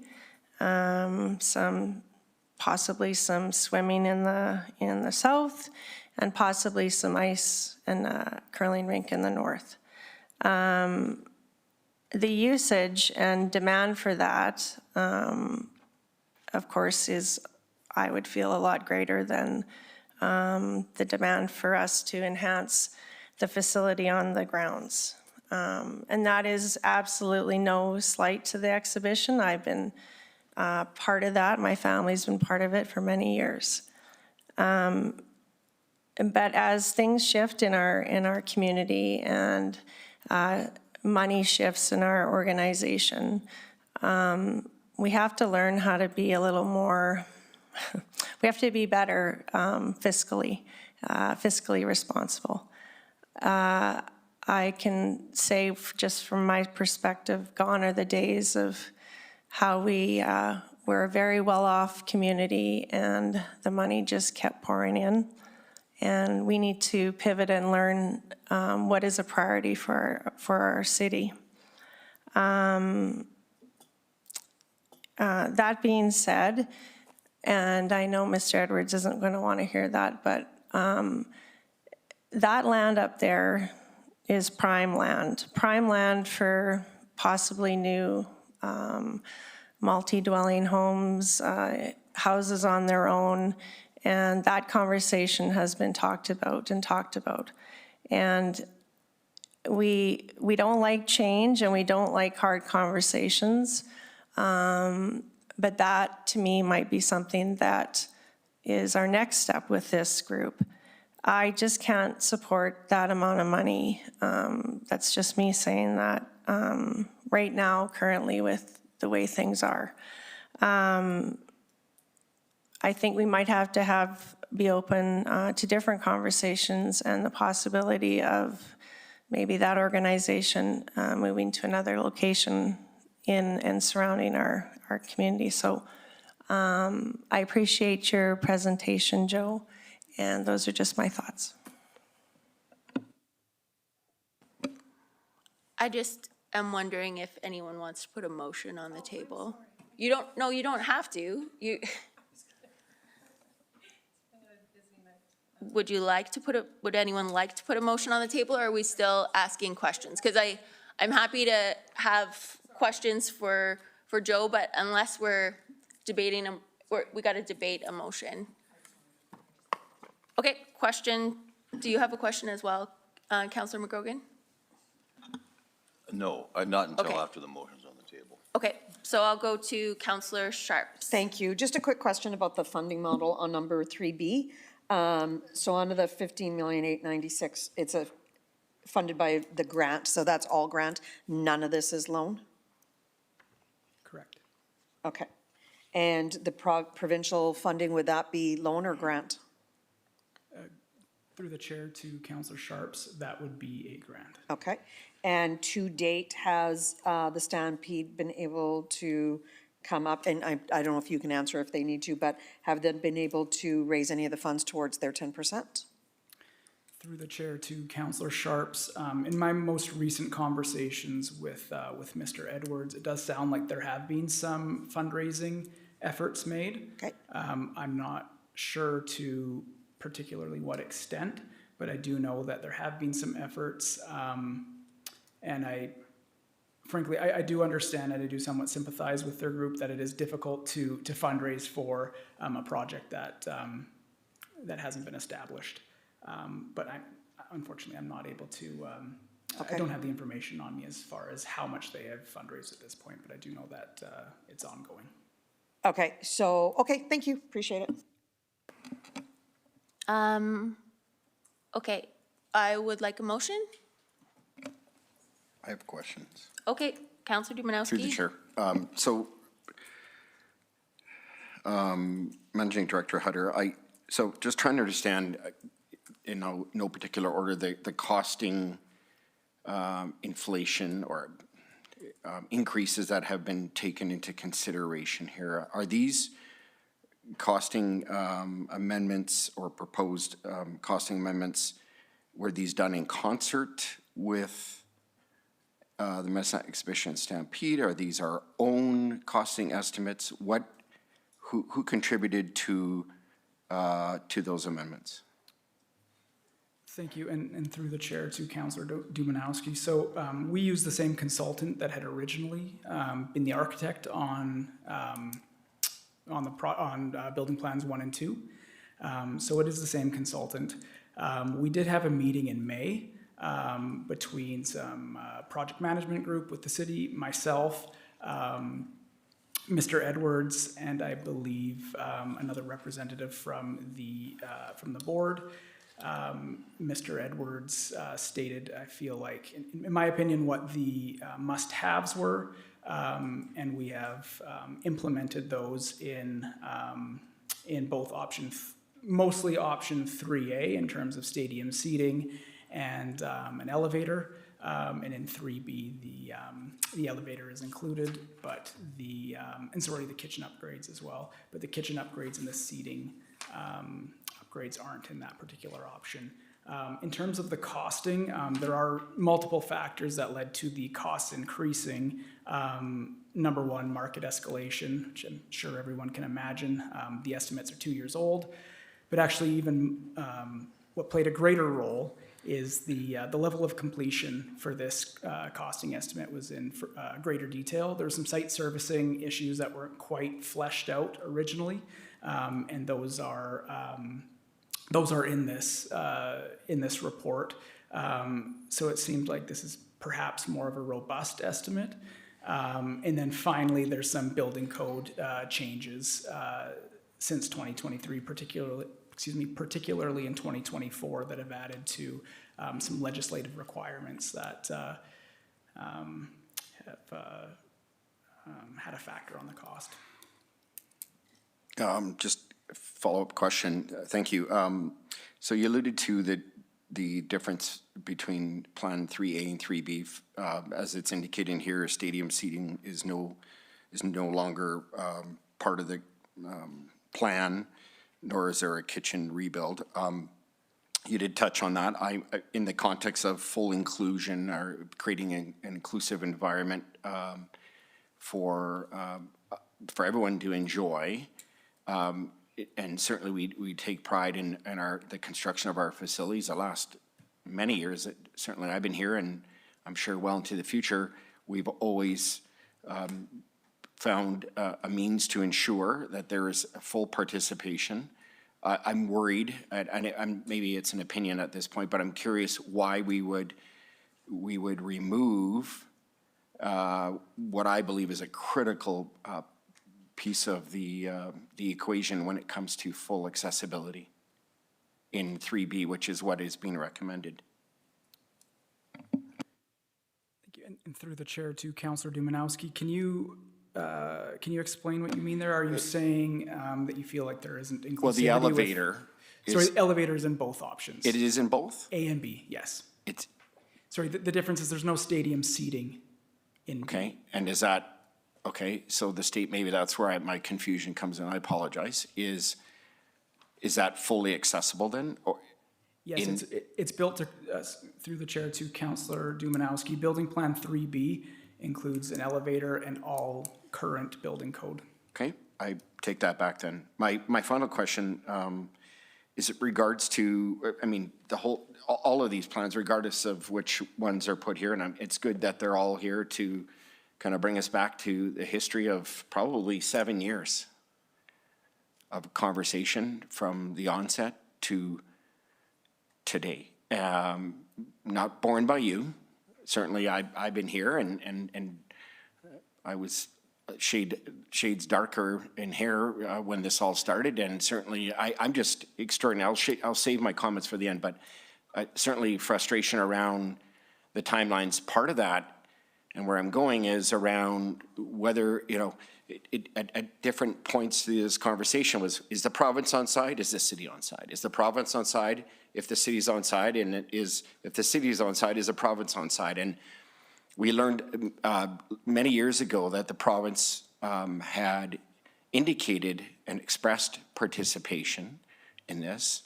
I know there were questions in the past around, I don't want to say the validity of that, or where is that?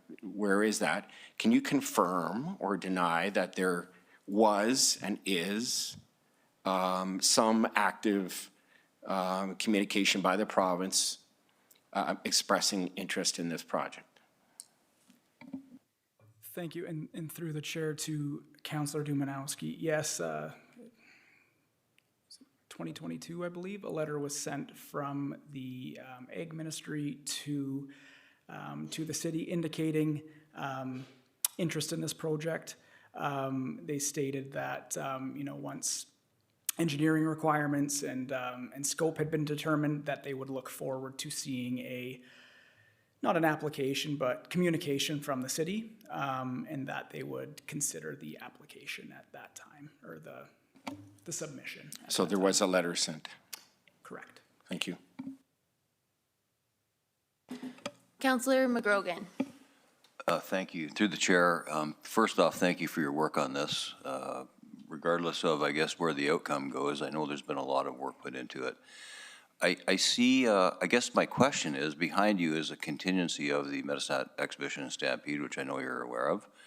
I'm curious, I don't recall you actually mentioning their feedback in relation to 3B and where they stand on this. And again, I don't know if it's appropriate to have one of the members of the board or Mr. Edward himself, I guess, speak to 3B and whether they support it. Because if they don't support it, we're probably not going to get too far with it. It has to be kind of a joint excitement, if we want to call it that. So I'm wondering if it would be appropriate to have either you, I guess, let me know what their thoughts are.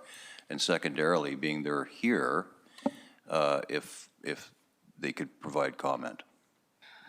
We would need a motion from council, leave of council, to allow a member of the public delegation to speak at this time.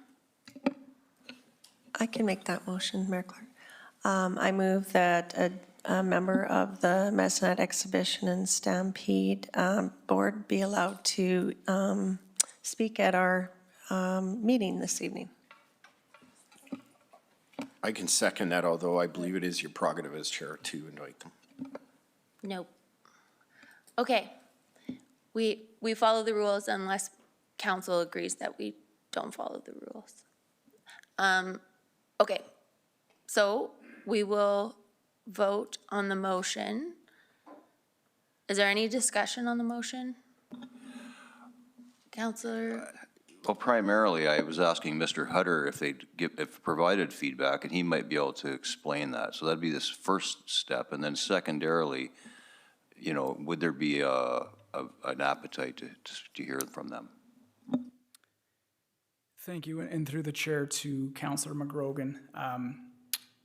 I mentioned earlier that in May, after the council, and sorry, it may have been early June, we met with representatives from Medicine Hat Exhibition Stampede. And at that point, in my opinion, I do believe that there was some input. There was indication that an elevator is essential. There was input that stadium-style seating would be very much a want and possibly a need. I think, in my opinion, those two were the biggest must-haves. I think through previous council meetings, I would say that there's a general consensus that building plans 1 and 2 are a significant ask. So we very much focused in those meetings on finding alternative options that council may find palatable. But if council wishes, I can defer to someone else from Medicine Hat Exhibition and Stampede. But that is my personal opinion. We have a motion on the table.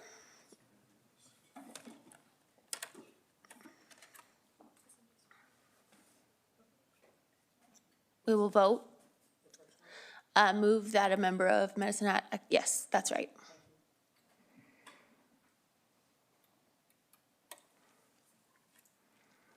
That passes. I'm not sure who, I guess, Mr. Edwards? You get to pick. Okay.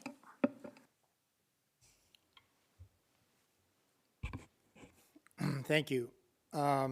Thank you, Mayor Clark and council. First of all, I'd like to thank Mr. Hutter for the time he has put in. Yes, in May, we did meet with Mr. Hutter and some city officials, as well as David Cox, the architect that the city has hired, as well as we had hired and worked with him for approximately 2 years, I guess. I have been at it for about 4.5 years here. trying to answer all the questions that the city had asked us. We've hired different groups to come up with those answers for the city over the past 4.5 years, and we're here today with option 3, A and B, I guess. Yes, we had an opportunity back in May to suggest what we would like to see in the event center or the grandstand. 3 key people was the elevator, of course, stadium seating, and we were looking forward to trying to replace our kitchen, which does bring in an awful lot of revenue for us throughout the year. And so I'd asked Mr. Hutter if he could put those things into his option 3. Now, I got a call on Friday night at about 4 o'clock, 5 o'clock from Mr. Hutter saying that he was going to make this presentation today. I've absolutely seen no drawings, no architectural drawings. I do not know how many seats are involved in the total in this total project that they are referring to. I do, he did also chat with me about, yes, the elevator was in, stadium seating was in one of the options and not the other, and the kitchen was in one of the options, the kitchen costing was in one of the options and not the other. I'm not a kitchen expert here. If they plan on renovating the kitchen over in the Cypress Center, I'm not sure if there's enough room in the present square footage that we have, or if we're going to have to make additions over there, if that was the route that we were going to take. Yes, for me, I have to be honest with you, I really do thank you for the time that you have put in, but we need to see some type of schematic or an architectural design or an engineering design to see what actually is there. I mean, it's totally quite different than what we are. I guess the other thing I would like to say is, I don't know where the funding cost came in from 39 million or 38 million to 48 or 49 million, but that's a 25% increase. We were told, and I don't like to bring information to council that isn't correct, and the last time I was here, which had to be about 4 or 5 or 6 months ago, we were assured at that time that that project had been revisited when it came to costing, and that it was at 39 million. So that also has caught me by surprise here. I don't know if I can make a decision on whether we would agree to this or not, because we don't have the facts. We need to look at it. This has been 4.5 years, and I can't make that decision here in 3 days or 2 days or 2 hours that we've been sitting here. So Thank you. My past president is here of the board, Byron. He's been part of this as well, and I can certainly let him speak to it. But for myself and the work that we've put into it, I need more information, or we do need more information. Thank you very much. I'm just wondering if, in light of that, you can respond, but we could, and I would entertain a motion to postpone.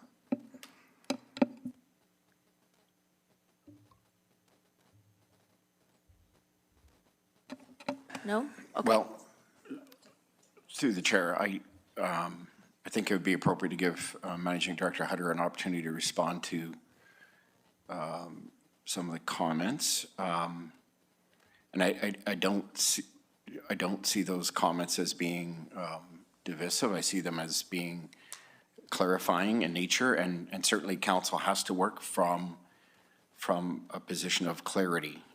So certainly we have staff's information position, but I think the major stakeholder opinion through an educated, informed way is going to be essential. So I would make a motion if it helps all of us get to a point of agreement at some future, very near future meeting, next meeting, hopefully. I would recommend that this be not tabled, what it's sort of just referred to the next meeting or carried over to the next meeting for. Postponed to the next meeting. Let's hear from Managing Director Hutter. Thank you, and through the chair, a like-for-like replacement, I think, is fairly self-explanatory. I can certainly, support taking some more time to take a look at drawings, but like for like means like for like. So we are replacing a north grandstand with a north grandstand, kitchen with a kitchen, kitchen with a kitchen. There was some discussion, both Mr. Edwards and I forgot to mention that when we met, there was a desire on the Stampede side that there should be increased seating capacity, I believe from 5,200 to 6,000 within this report, met in the middle. It was at 5,600. Felt it was a fair compromise. So again, in my opinion, like for like, happy to take another look at it and sit down, but I do think it's fairly self-explanatory. And then further, as far as costs, we've used the same consultant that created the first one. My understanding, certainly not being an expert in that area, is that there was a greater level of completion on this one. Like I said earlier, there were some site servicing questions at that time originally that are now being answered now. And then again, that was 2 years ago. We see, just general inflation at 3 to 3.5% a year. So right there, we can say possibly between 7 and 10%, as well as building code. So add those up, and that would explain the cost going up. And frankly, the cost going up benefits no one. So certainly not happy to see it on my end either. Thank you.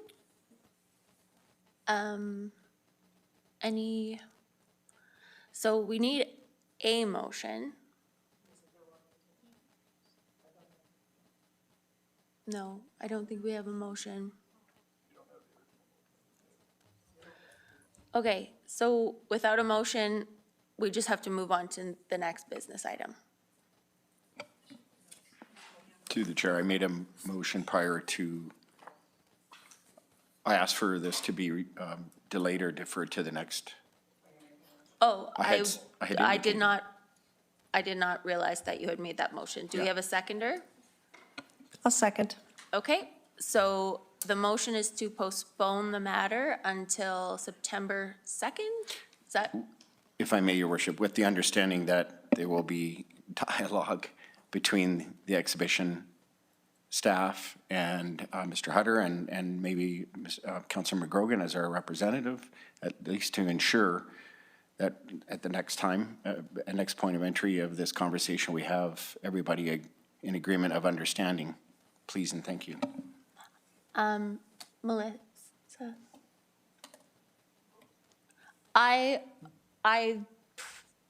Are you, no, I'm just wondering if you are typing. Council postpones, and then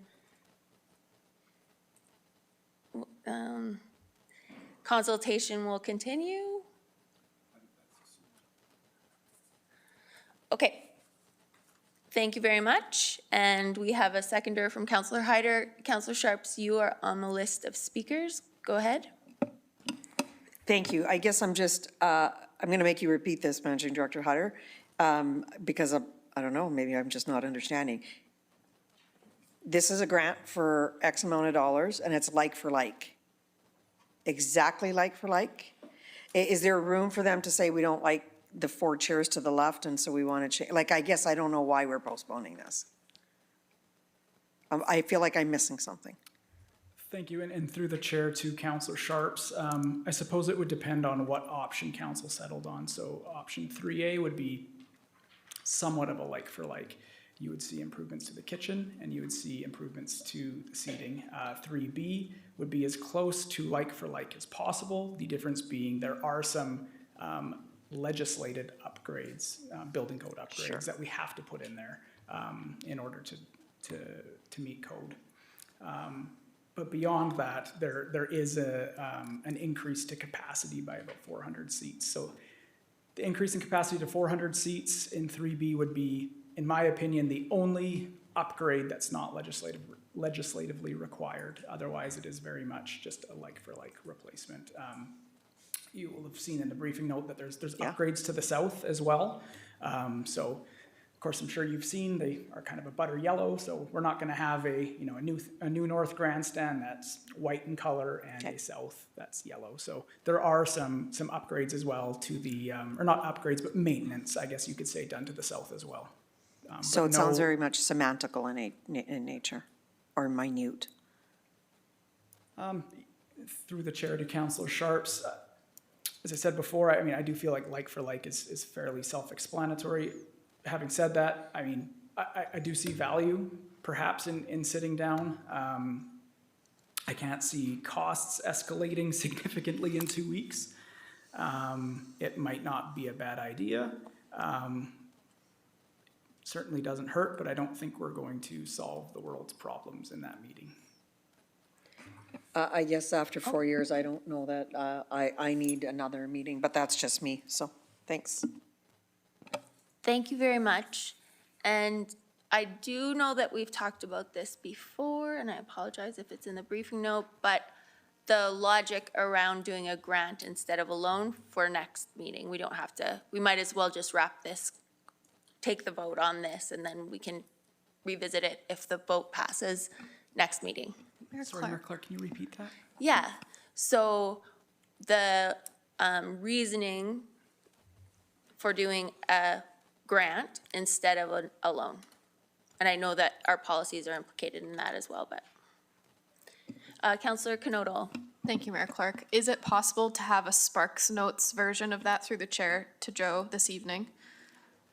I could do it in about 15 seconds if you'd like right now. Please and thank you. So we do have a policy. Acting Managing Director Barta would probably know the number, but we do have a loans policy that stipulates that we are not able to grant a loan unless we are reasonably certain that that loan can be paid back. In the case of the Stampede with their original ask, it was 40% grant and 20% loan from the city, interest-free over 25 years. And at that 20% for Building Plan 1, in our estimation, that loan couldn't be paid back. So that's why we transitioned to a grant. And further, it would require passing a bylaw to provide a loan. Okay, we will vote on the motion to postpone.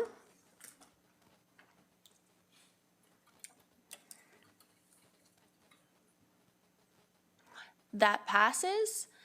Thank you very much. We're now moving to 9.2, amendments to Procedure Bylaw 4725, orders of the day. And I will go to, this was put on the agenda as a notice of motion. And so it's Councillor Sharp's notices of motion. So I'm going to ask her for her motion, then a seconder. And if we get a seconder, I will come back to you, Councillor Sharps, to speak to your motion. Absolutely. I move that council directs administration to draft the following amendment for council's consideration to the procedure bylaw 4725, that regular council meetings start at 4 p.m. I'm actually open, I just want to make sure I'm open to 4 or 5. I just want to make sure that's on the table. With a closed session at the end of the orders of day, the amendments are to be presented for council's consideration today. I'll second that. Thank you, Councillor Sharp. Thank you so much. So just trying to get us in line with kind of normal operating procedure across, I don't know, the country, really. We've kind of got into a habit of closed meetings are first, and we do use them, and I get that, but we come in and then we take care of closed and we go into open 20 minutes later or a half hour later. And really, I mean, I watch a lot of different council meetings across to see what people do, and starting, whether they start at 4 or they start at 5, and only going into closed when that topic is required for the amount of time that it's required. So flipping in, flipping out, using that information. I am of the belief that when you book an hour and a half to closed, you will use every minute of it. And I think that in the past, I feel like we've talked about things in closed that didn't need to be enclosed, because it's easy, because we're there, we've got an hour to kill, and and the topic just goes on and on. I don't think it's intentional, I don't think there's any ill intent, but I think it's really easy. So if we're here and we start at a decent time, we flip into closed when we need, and come right back out. I think it just keeps the conversation moving, it keeps it open, and it keeps it where the community can always see it. That is all. Thank you, Counselor Sharps. I have a couple of questions. I assume when a briefing note comes back with a recommendation, administration will let us know of any of their concerns with this. I know you said 4 or 5, but my concern with maybe it's a bit too late. So we currently start at 3:45, which is already kind of tight. So I would wonder how you arrived at 4 PM. Just because of the people that can't make it during the day. So, I mean, personally, I look at, I watch Cypress County, and they are 10 o'clock in the morning, I believe, or 11 o'clock in the morning, and everybody makes it work. So personally, I'd like to see that, but I was trying to work around everybody else at the table. And I suppose that's a question for the next council, whether they want to go earlier or not. Yeah, yeah. Any other questions? Sorry, Counselor Hyder. It's all good, yeah, it's okay.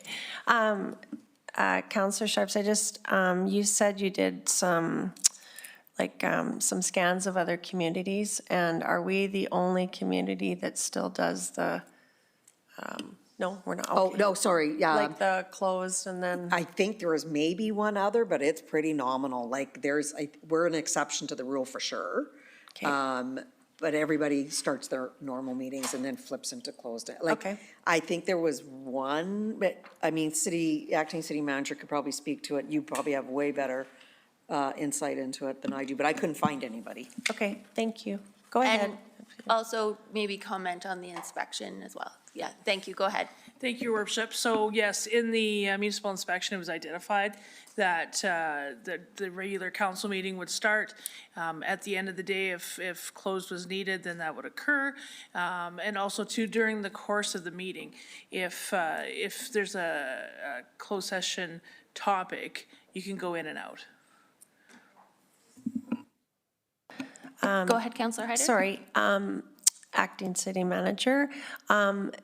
Your team brought this forward, did you not, a little while ago, right? Did we not have this discussion before? It was, Yeah. it has been discussed Yeah. in I brought it up a previously. year ago. She Yeah. brought it up about 6 months ago. Yeah, okay. I just wanted to make sure. Yeah, so this is the third time. I figured third time's a charm. Counselor, Thank you. Counselor Van Dyke?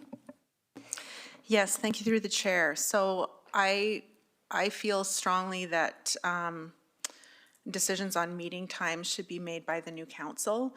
It's going to be impacted significantly by their schedules. When we started, we worked around the fact that we had people who had daytime commitments and couldn't come earlier than 3:45 for meetings. So I'm not sure that with only 2 regular council meetings before the new council begins, that it's very practical to commit an unknown council to new council times. My other concerns are that we often have items that come to closed meetings on their way to open meetings because of, obviously there's sensitive issues sometimes involved, and sometimes they're time sensitive. So they'll come to a closed meeting and then immediately flow into the open meeting that follows.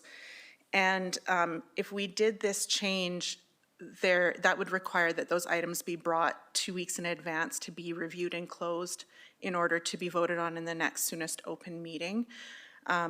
There is the possibility of flipping in and out of closed and open, but I know that when we have business issues with our business units, they're sometimes long and complex to review them.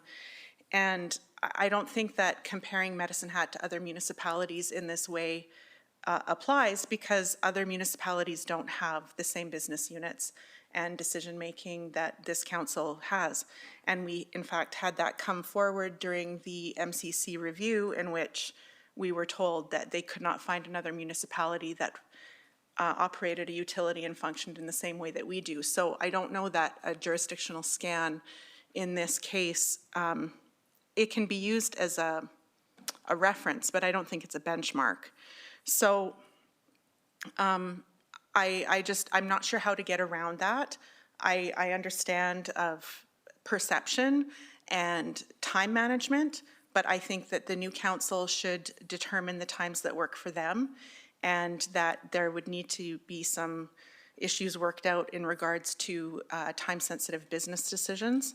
And then the other concern I had is that moving open council meetings up into what could be considered the workday could be perceived as undemocratic because it inhibits public participation. So many people don't have the freedom to leave their work early in the day to attend an open council meeting that starts at 4 p.m. or even possibly 5 p.m.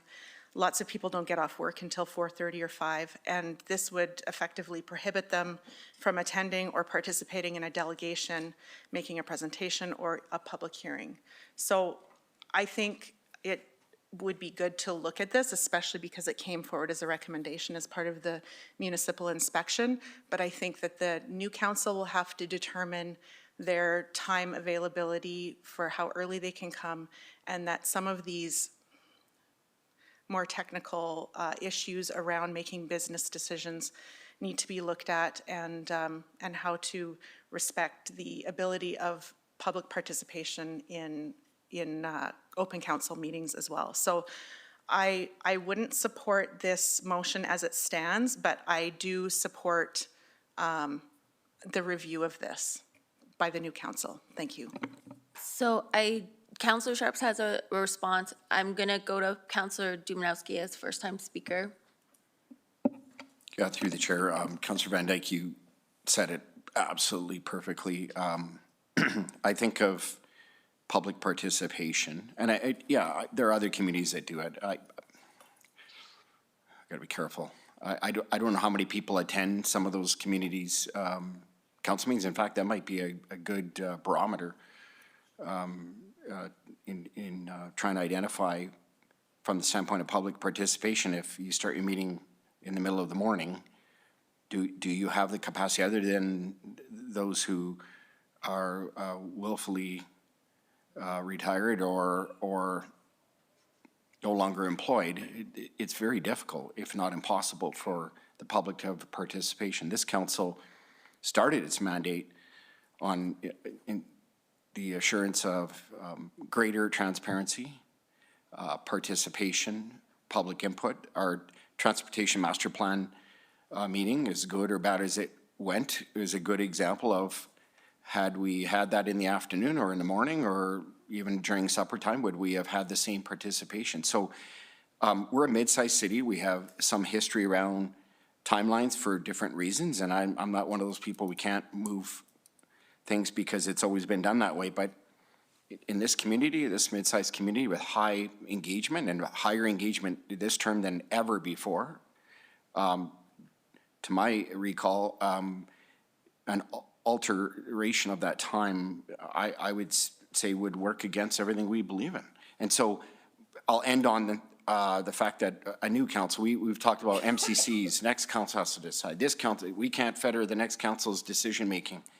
This is one, if there were an example, this is one where we ought not delve into what a next council will decide unto themselves. So my points have been made.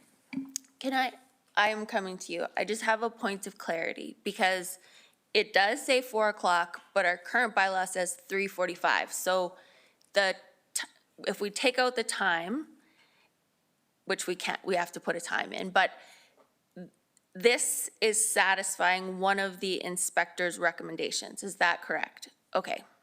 And we're supposed to, okay, thank you. Yes, Councillor Sharps. Thank you. So before we get all caught up in public hearings, you actually just schedule them later into the council meeting. You don't actually schedule a public participation at 4 o'clock. So if your council meeting starts at 4, you schedule your public participation at 6 or 6:30 like you would any other time. Acting City Manager, do you want to jump in? Like, I've watched Calgary, I've watched Edmonton, they're during the day, they just schedule those later. And it is helpful for staff not to have to work all day and come in and then stay all day too, if we can execute earlier. So, but am I wrong? Because I mean, everywhere I looked, it was public participation just was right after.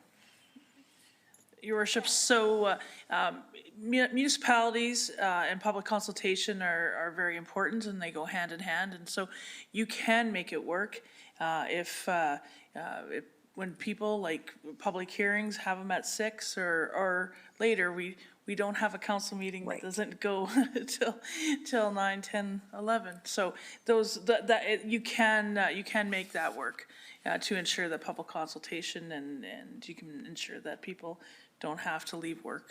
Thank you. And so just to follow up to that, to me, if we're making motions to set the next council up for success, I mean, me coming in, I wish somebody would have said, you're going to spend your first hour and a half in a closed meeting. I would have been, what? That doesn't even make sense. Like it doesn't make sense from a private industry. It doesn't make sense in a regular industry. So I would say, but if we're scared to make a decision on a 4 o'clock time, I'm wondering why we're having 4 more council meetings, because we have big budget items that we're making decisions on. So if we can't make a decision on when a meeting starts, which is already 3:45, I don't know what the difference is. Like, why are we talking about Stampede or any of the amendments that we're doing? That it seems like a nominal one, but not shocked. Okay, Councillor McGrogan, and then I have Councillor Knodel. Yeah, thank you. So I understand entirely what you're trying to accomplish, and I agree with it. If we start our meetings, now that this last clarification has came forward, that we will have public consultation periods at times where the public can actually attend, then I'm good with changing the times. I'm all into doing it differently. I think it's a recommendation that was put forward in the inspection report. This satisfies that, and I support it. Councillor Knodel? Thanks, Mayor Clark. This question is for anyone who can answer it, whether it's you or Councillor Sharps or Acting City Manager. So I'm curious about those meetings where we have our normal schedule, we have a closed meeting. In our closed meeting, say we're talking about one of our business units, or we're talking about a land ownership deal where we are given the information about the purchaser or that information that closed is used for. And then that translates directly into an open decision. I'm just wondering, is there a way of resolving that without having to do the 2 weeks prior? I think my understanding of the way that it is supposed to be working even now is that you would still be able to, because all of your agenda items are supposed to be listed, and if one, at the point where we are going to say, oh, we have to go into closed, we say, under this provision of the, whatever the name of the act is now, ATIP or whatever, ATIA, and then you would have to close the meeting, and usually you would have preferably you'd have a rise and report, like, to report on what happened at the closed as much as possible. But you could also come back in and say business arising out of that closed session if you wanted to get the closed portion and then move something into open after that. That would be up to, like, council would be free to do that. Do you want to take a crack as well, or tell me I'm wrong, Acting City Manager? Commonly, there's no notes taken from a closed session as well, and that was one of the recommendations in the municipal inspection as well. So it is a balancing act of ensuring that closed session items, you meet the provisions of ATIA and other legislation. If there was something that was needed to be discussed in a closed session environment, I would recommend a special meeting. There's ways to go about it. Yes, and I think at this time, and again, we're just making this direction to you. Any concerns that you have will come back with the recommendation. Is that correct? Yes, this is a motion that administration brings back draft amendments to the procedure bylaw for your consideration. So it's to direct administration to do the action to bring it back. Counselor Kanoto? Follow-up, thank you so much. Yeah, I appreciate that very much, because in my mind, the way that it's there's a good reason why it's been given to us as a means of change, like something that we need to change, obviously. Otherwise, it wouldn't be in the recommendations. So I just can't wrap my head around those. It's the procedure and process of how it would look. I'm open to it. I think that I do have similar concerns in regards to the next council and how it works with their schedule, but I don't think that it's a terrible thing for us to direct now, do a little bit of investigative work about how that process could work. And if it doesn't apply to this council, then it doesn't apply to this council. We've only got so much time left, and you've still done the work and you've looked at it, how would it work and how would it apply to the next group, and I think that's an okay thing. So thanks. Counselor Van Dyke. Yes, thank you through the chair. I'm just wondering if this motion were to be passed, when would it be returning to council with recommendations? Would it be in one of the next two council meetings that this council would be at, or would it be coming forward to the new council? Through the chair, my goal that it would be coming to the September 15th meeting. Okay, thank you. Would that be, sorry? Mayor Yep, Clark? go ahead. Like all the recommendations from the inspection? That's up further in the agenda. Oh, right, That- okay, I that's- won't take your thunder. Okay, so seeing no further speakers, we'll vote on giving direction to draft an amendment to the procedure bylaw in relation to orders of the day.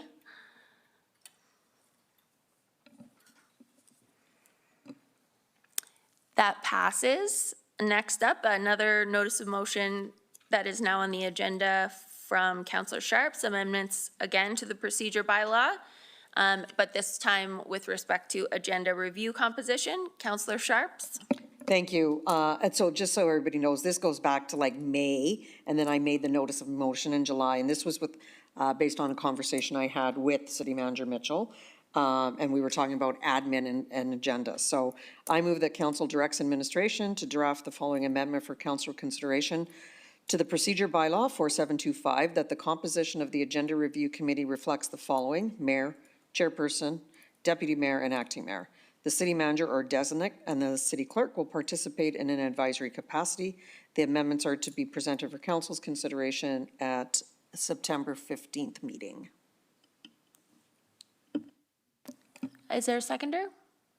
I'll second. Okay, thank you. I'm going to go back to Councillor Sharps to speak to her motion, and then I'll come to you, Councillor Knodel. Thank you. Again, it seems to be, I think it was in the past where council did their agenda. And again, it seems pretty across the communities that it's the mayor that runs the agenda for the council meeting. I did actually reach out to myself. I reached out to several councilors across the country and just verified that they did it that way, and they did. So it wasn't, they were all like, you guys don't do your own agenda? And I said, no, I think we just got out of the habit. I don't know what happened. I don't know if this was a long-standing thing, but it doesn't look like it. It looks like that happened with this council. So if it's our meeting, we have to be accountable for it, but if we're not running the agenda, it's hard to be accountable for something we're not running, and it's not fair to them. So in all fairness, administration has administration meeting, admin meeting, and then we should be having council agenda meeting to make sure that this process flows through. Thank you, Councillor Knodel. Thank you, Mayor Clark. So my brain is going two different directions. The first is that one of the recommendations was admin meeting just become staff only, and that's not been dealt with yet, obviously. But I'm just wondering, does agenda review, now I work Monday to Friday during the day, so I've never attended an agenda review. Do they go back to back?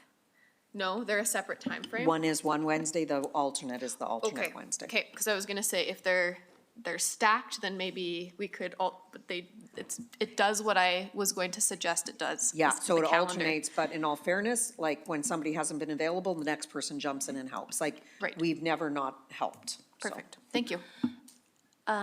I would also suggest that the purpose of admin committee was to allow the mayor who sits on it to have insight and to have council actually drafting its own legislative or directing its own legislative and policy agenda.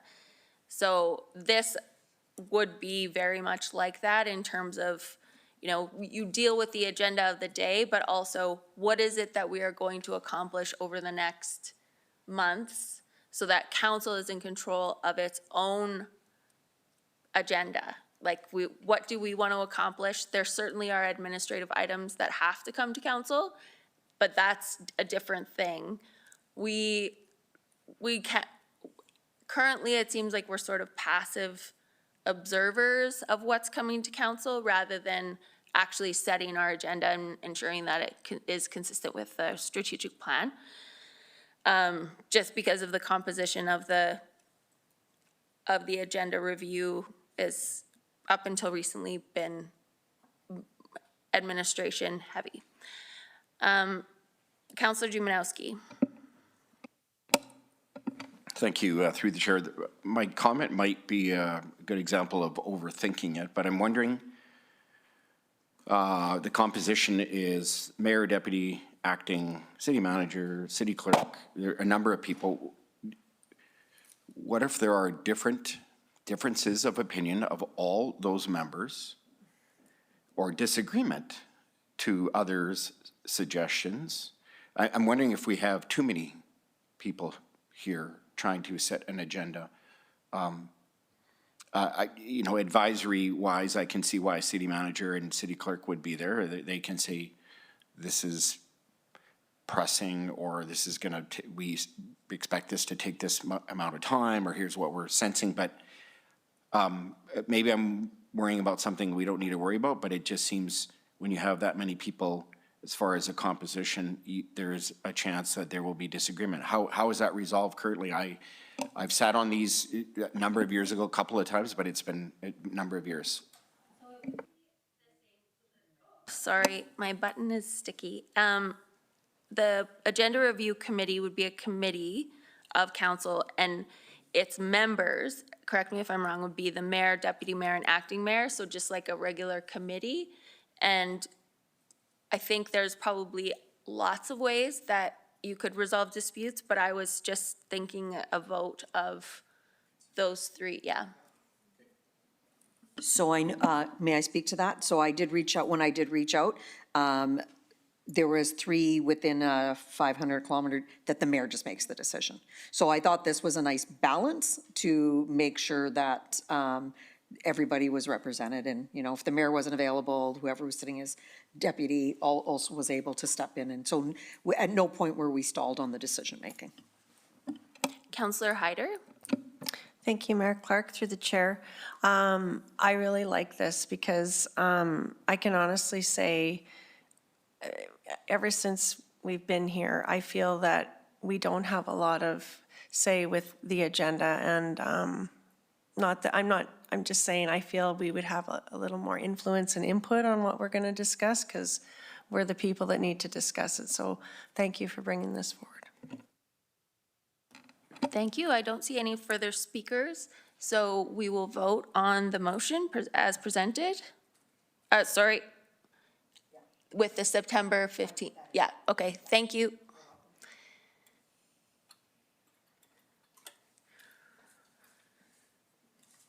That passes.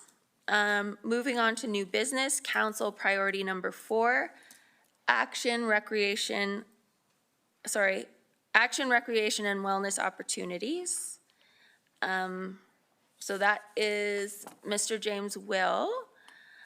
I am wondering if now would be an okay time to take a 10-minute break. Do you need a motion? Yes, I will make that motion for, Sorry. it is 8:48, so what time? We'll just say 9. Sure, 9 PM. Second. Second. Kate will vote.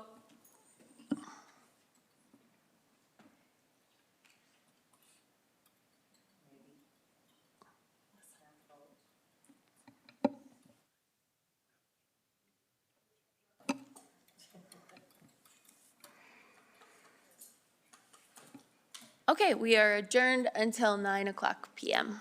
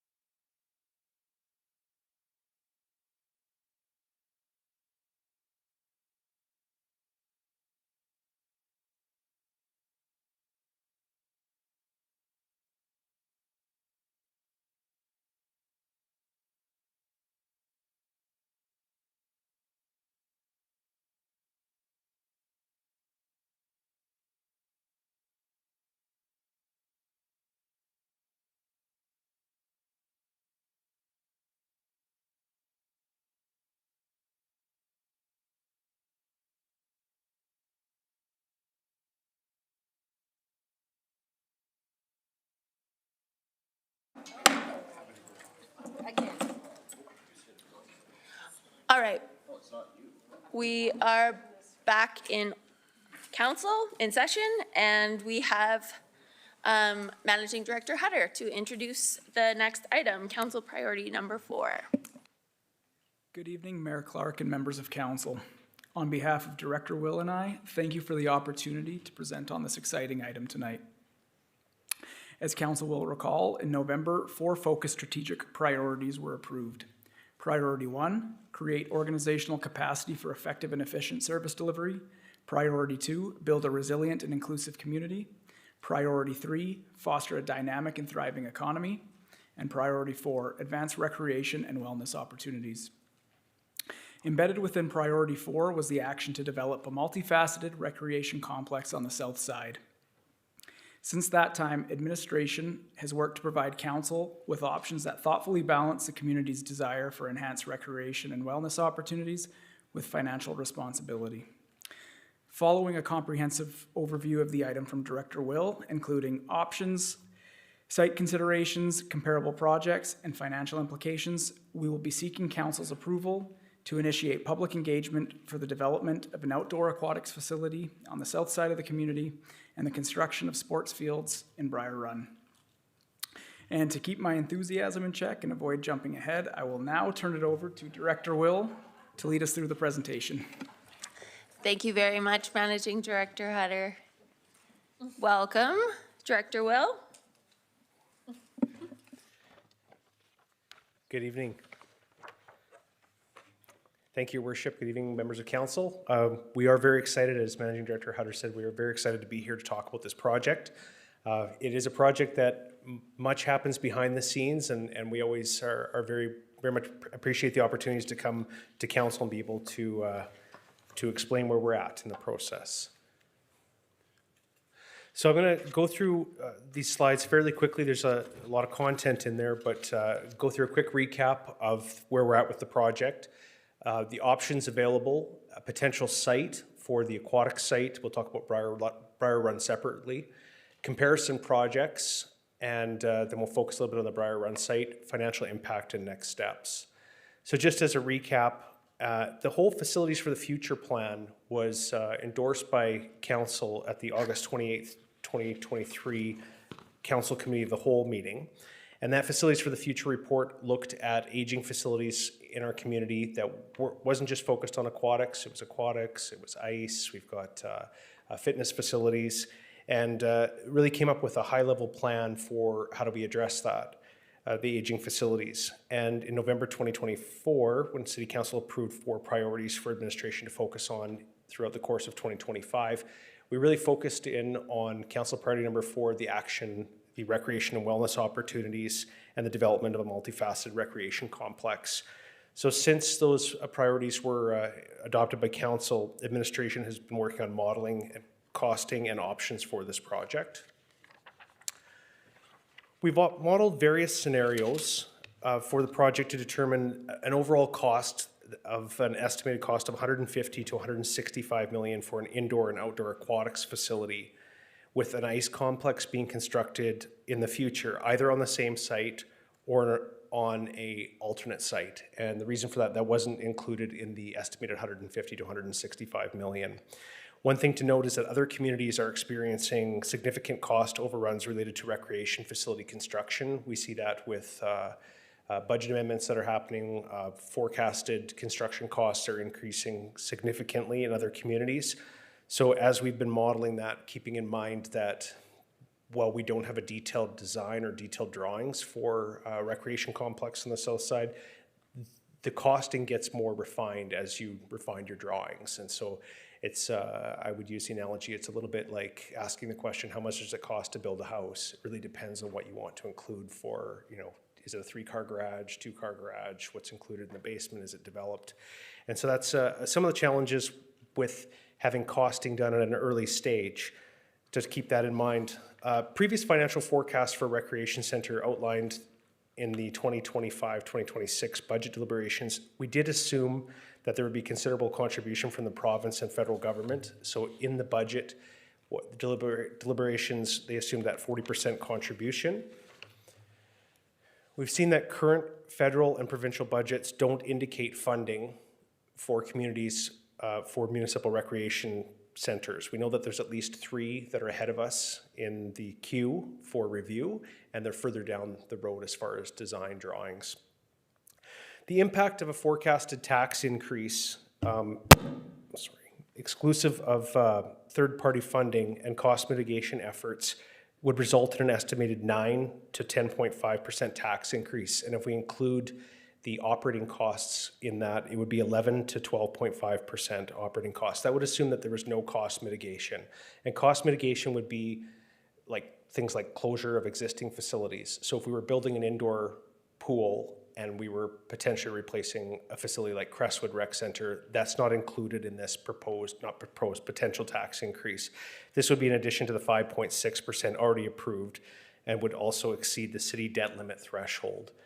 And so that's for a full facility, assuming that there's no third-party funding. It's essentially the worst-case scenario. It also assumes that there's no membership increases, which is unlikely to happen between the closure of existing facilities. We would likely see, similar to how schools, when you have a new school that's built in a community, you often see like a 15% enrollment increase in a new school. We would assume that there would be some higher level of membership purchase for a new facility. However, we modeled a worst-case scenario. So recognizing that a potential 11 to 12.5% tax increase in addition to a 5.6% planned tax increase may be untenable for the community, we began modeling a phased approach for construction of an indoor and outdoor aquatic facility and initiating a project that focused on the outdoor pool as the first phase. So the options that we looked at, as I've mentioned, the full build of the rec center, so the indoor and outdoor facility with parking and landscaping would be an approximate 11 to 12.5% additional property tax increase. Option 2, which is a phased approach, would be the outdoor pool and Briar Run field construction with potential future rec center on the same site as the outdoor pool. So really starting with the outdoor feature and leaving room on the site for the indoor addition at a later date, would be an approximate 3.5 to 5% additional property tax increase as a worst case scenario. I just want to reiterate that it would not be our target to have a 3.5 to 5%. This would be the worst case scenario for that, saying there's no additional third-party funding, couldn't find other sources where there's a federal provincial program potentially for infrastructure funding or any regional partnership funding. So this estimated tax increase includes both capital and operating costs for both options, and they assume, as I mentioned, no third-party funding available. So why outdoor aquatics? Well, it allows for a sequenced approach for developing both outdoor and a potential indoor aquatics facility. We've seen a reduction in the number of outdoor aquatics facilities in recent years. So we've seen Heald Pool closed. We have Heights Pool that's currently closed with a potential estimated $2 million drainage problem that needs to be resolved for that facility to be reopened.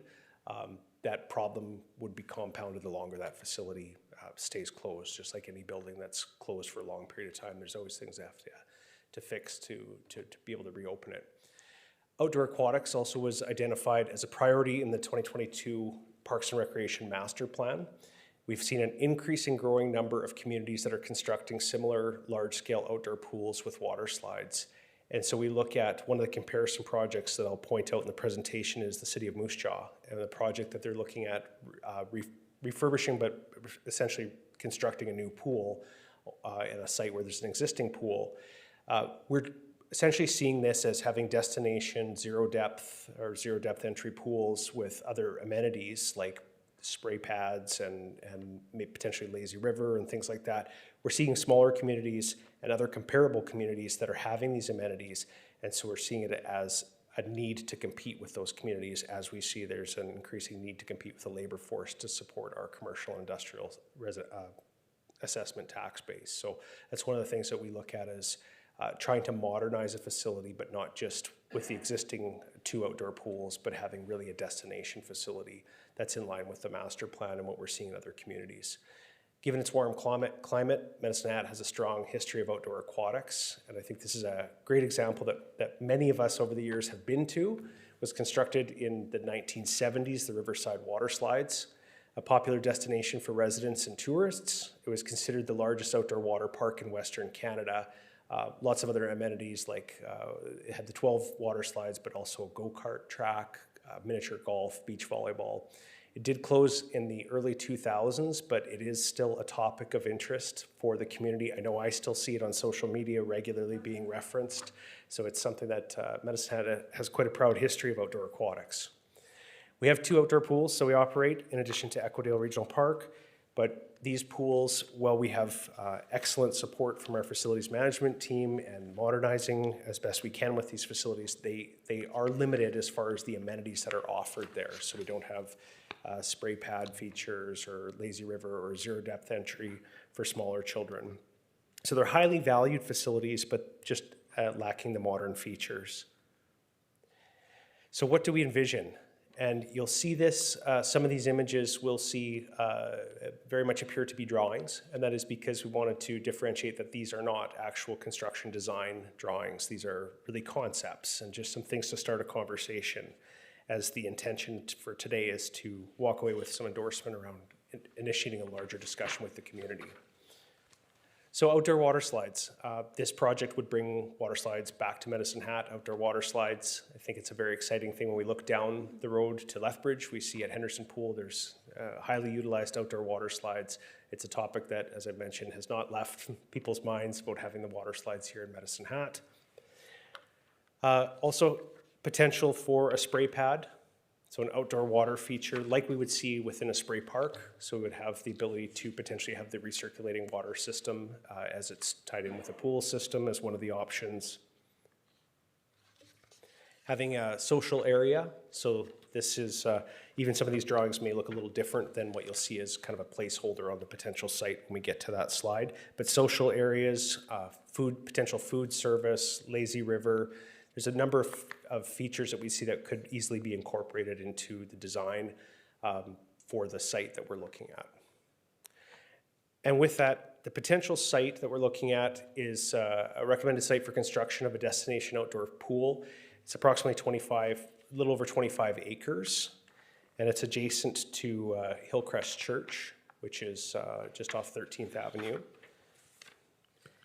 And this would allow for potential future development of a recreation center on the same site. So we'd see synergies between both an outdoor pool and a potential future recreation center if the full site is purchased, which would allow us to phase 1 as the outdoor recreation and Briar Run field development. Phase 2 in the future could be adding on the rec center. We would service the site as a future build potential. So we would service it for bringing in the required utilities to the site. It is an unserviced site largely from a recreation center standpoint and what the needs are for rec center. As you can see with the configuration, I would use a caution to say this is really just a placeholder to say, could everything fit on the site? It's a little bit like arranging furniture in a living room. There's lots of different ways, but we just want to make sure everything fits on the site. And so if you look at the south end of the property, that is where we would envision the outdoor pool. And there's lots of different configurations. We did look at having a model where it was a little bit further up in the property, but as you walk the site or take a look at the site, the proximity to the residences there would really end up with an outdoor pool with maybe 200 people that could be 20 feet from your backyard. And so I would envision some challenges from living in one of those neighboring properties and having a pool there that close. So we see this as providing an adequate distance for the surrounding neighborhood. Having a rec center in the future, potentially to the north of this, would also allow for an additional buffer for sound. But the property is quite large and allows for parking, allows for some potential overflow parking with the church. One of the things that we've had a conversation with at a very high level with Hillcrest Church. This is a property that the city does not own. This is a property that we have had conversations with the property owner, with Hillcrest Church, for this property. And very positive conversations and desire to see a community amenity built on this site. The concept itself, again, this is not a design drawing. We just wanted to have something together that would show what is potentially possible. Having features like a lazy river, a lane pool or lap pool, picnic areas, splash pad area, zero depth entry, which is important, especially if we want to host outdoor swimming lessons for toddlers. So we can have a shallow pool, but if it doesn't have the zero depth entry, we actually can't provide swimming lessons for the toddler age group, which becomes an area, it was at one point the largest group that we had for a waiting list. And so having zero depth entry allows us to address that. Surrounding park features and potentially a food service. And one thing that you'll notice if you go to a surrounding community, if you were to visit the city of Lethbridge and you were to go to Henderson Pool, a food service there, we often look at food services, does it make money or does it not make money for us? What it does is it keeps people there, and it keeps people in your community if they're visiting. It keeps them at the pool for several hours. It provides a daytime or an afternoon activity. Those people then, if they're from out of town, may decide to actually rent a hotel or go out to a restaurant for the evening. And I know it certainly has been my personal experience is going and finding that having those amenities that judged on their own may not be a large moneymaker for us, but it's part of the experience. And so we would see that as being incorporated into this design. A comparison project. So the Moose Jaw Phyllis Dewar Pool, I want to showcase a couple recent projects. So this one is a replacement of an existing outdoor pool and at the natatorium, the outdoor portion of the natatorium in Moose Jaw, and has a $13 million budget for this replacement. And I'll talk about that cost. Comparison project, the Regina Wascana Pool. So this was also demolished an existing pool that had operated from 1947 to 2019. This includes water slides. This pool has a lap pool, whereas Henderson Pool does not. We'll use that as a comparison as well. Lazy River change rooms, $16.4 million construction. It included a $12 million contribution from the province of Saskatchewan. And if you look at the cost explanation, so if you look at those two projects and say, then how come our cost would be higher than that? Because there's an increased cost associated with developing an undeveloped site. So we don't currently have a site that's serviced for an outdoor facility of this magnitude. So development of traffic access, parking, site grading, addressing the stormwater drainage on the site, and site utilities, pre-servicing, so again, building for the addition of a future rec center on that site, landscaping costs, and then obviously the comparison projects were replacement of existing pools, so those sites were already serviced.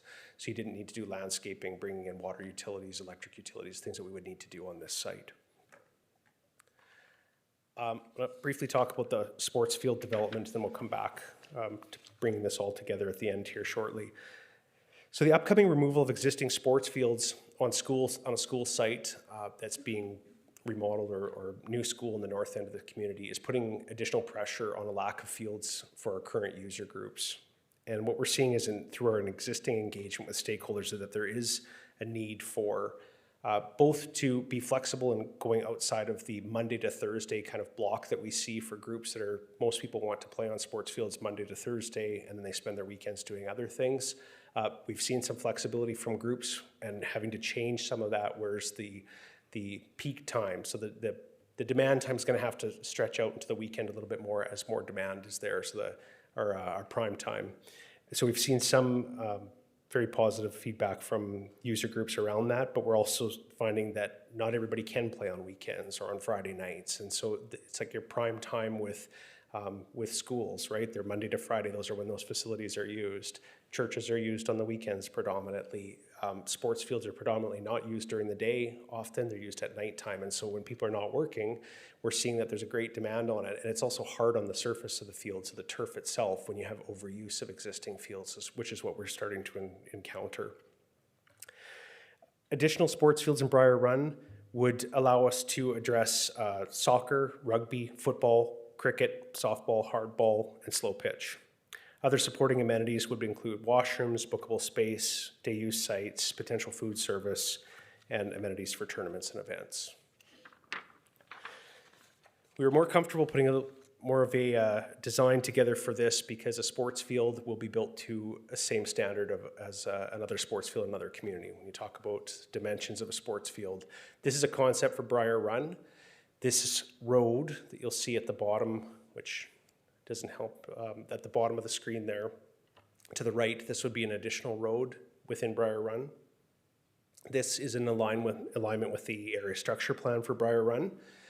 The sports field, the quad sports field to the top left of the image, that would be essentially probably a secondary addition to this project, as the existing quad, if you look at the very top left of the picture, you can see that there's no quad diamonds there in this picture. This would make room for or incorporate the potential move of the existing quad diamonds if that property was marketed as commercial space in our community. And so if we don't need to do that, then we're just building a quad and with the other additional fields that you see along there. But the space does allow for 2 quads, so an additional 4 diamonds and moving the existing quad. The existing quad would not be, move of the existing quad diamonds would not be the initial part of the project. We wouldn't see it as necessary unless it was property that was going to be marketed commercially. Would also incorporate stadium lighting, not on all the facilities, but that certainly significantly increases the cost. The more fields that you have lit in the evening, there's more energy efficient options that we find every year. We see more energy efficient options, but there's a huge cost to put in the electric utility to be able to run that. So the financial impact of outdoor pool and Briar Run, as I've mentioned, is 3.5% to 5% tax increase, which includes our operating costs. So we've assumed operating costs in there. This also assumes no third-party funding available. That would be a full site purchase of the 25 acres, even though that initial pool project wouldn't need the full 25 acres. What we wouldn't do is put the pool and then decide that we're going to build the rec center in a few years or 5 years and now have to go and find another site for it. The synergies would be lost there. We'd estimate that the cost of that would be 25% to 35% of the pool construction costs would be what the land cost would be. Of course, that would still need to be negotiated and brought back to City Council. Outdoor pool amenity construction, we would see an estimated cost of 25 to 35 million, depending on the scope of amenities and site servicing costs. And then the Briar Run sports field development would be $15 to $20 million. What can we expect for the cost? I've shown you a fairly detailed rendering of the sports fields, but these are fairly comparable projects with Henderson Pool and Lethbridge on the left of the screen. There isn't a lane swim pool or a lap pool, and on the right of the screen, Wascana Pool in Regina does have a lane swim pool. So what we would envision is both these projects have outdoor water slides, have zero depth entry, you have features like a lazy river or a splash pad. All of these would be amenities that we want to go to the community and talk about and say, what's valuable to you? Is it important that zero depth entry and water slides, are they more important than a lazy river? Is a lane pool important to us? Or are we lane swimming only indoors? Is it important for us to have an additional outdoor lane swimming location? So these are, I would say, these are what we have used and what we have envisioned as we've gone through this project is this would be the outcome. It would be able to compete with these pools. And that's what the Southside Pool is what we've envisioned and costed.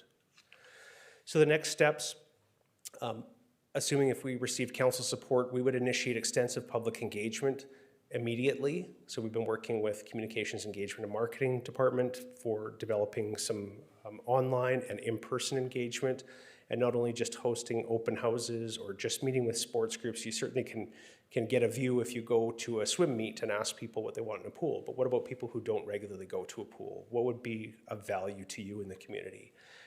We're also going to go to events that are planned events. So there's a number of them that we've been working on with Communications Engagement and Marketing to attend planned events so we can go where the community is, go to places where the public gathers and you get a diverse view of residents' needs.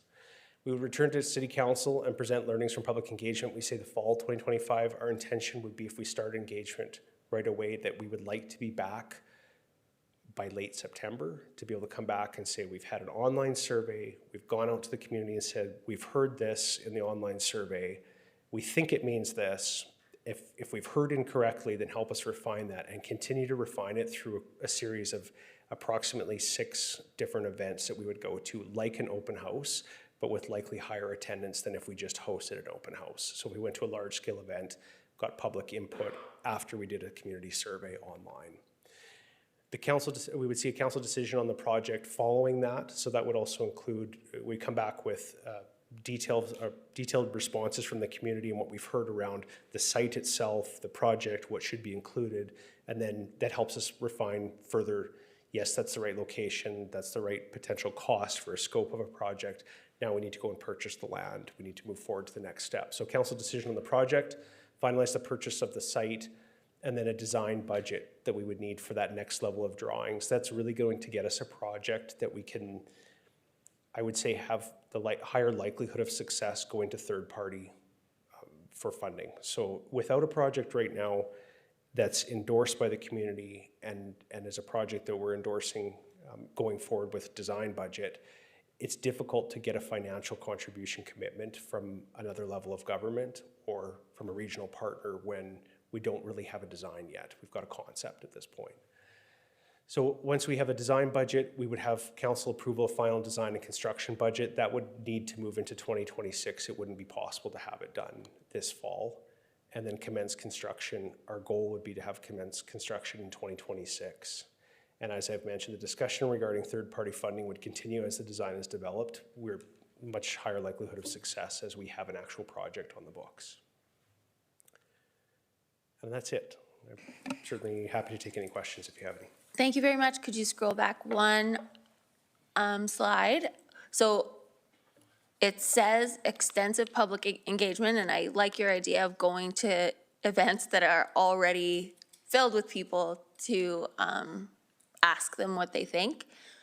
One thing that might be embedded in that, but I think it's really, really important, important enough to have it on its own line, is the engagement with our community partners like the college, the school districts. I shouldn't have started making a list because now I'm going to forget. And of course, our regional partners through the intermunicipal committee. Did someone else have a name? But just generally so that we can plan as a community together. We can understand what each other's plans are and maybe even some joint funding if it's something that would be advantageous to both parties. Thank you, Your Worship. We have had conversations with the college, the school divisions, Cypress County and Red Cliff, albeit at a little bit higher level.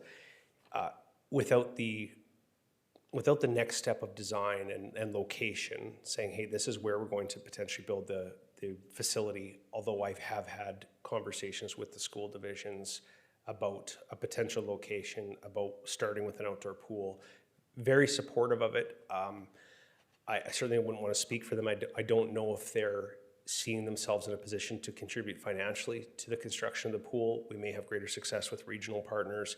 I think certainly our biggest avenue for pursuing third-party funding would be a potential combination of a provincial federal funding opportunity.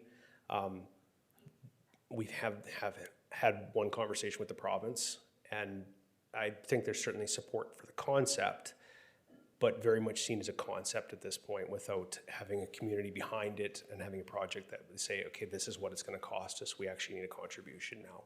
So, but certainly those are things that we've been doing along the way. We've had conversations with the college, with the regional partners that we want to go and revisit. A little bit of what we heard was, that sounds good, we might be interested, depends on what you build. So that's kind of why we're seeking the next level of endorsement. Yes, I guess I'm just saying sometimes what we build could be influenced by our community partners, or what they build could be influenced by us beyond just the financial piece. But just so that, because each of those players is designing, in a sense, their own recreational facilities as well. So we're all part of the same region, all have our own recreational facilities of some kind. And so I think it's really important for us to work closely together. And so I hear that you will be doing that. Correct. Okay, thank you. Councillor Hyder for a motion? Yes, thank you, Mayor Clark. I move that council directs administration to initiate public engagement for the development of an outdoor aquatics facility on the south side of the community and the construction of sports fields in Briar Run. I'll second that motion. All right, I don't see any speakers. So, Councillor Knoto? Thank you, Mayor Clark. So if I had $1 for every time I saw a comment online about Henderson Pool in Lethbridge and swimming lessons, I would have a few dollars. So I think this is something that is in front of me as a viewer of the community, an observer of the community, someone that, you know, is listening and observing what people are interested in. I can't remember if it was the Parks and Rec master plan or the facilities master plan, but there was a statistic about how the majority of residents would be open to increased taxes if it was in exchange for recreation center. And maybe you remember exactly which plan that was through the chair to James. So thank you. What we heard through engagement, started with the Parks and Rec master plan, was that residents would have a higher propensity or have support for more of their tax dollars going to support parks and recreation, but not necessarily paying more taxes. Thank you for the clarification through the chair. Okay, good to know. Good to know. Yeah, I wanted clarification because that's how I was remembering it, but that sounds more accurate. So, yeah, it's a tough one. I think that we all have that obligation of balancing fiscal responsibility with the services that, I mean, you look at the services that we are obligated to provide as a municipality, recreation and culture are on the list. This is what we are supposed to be doing.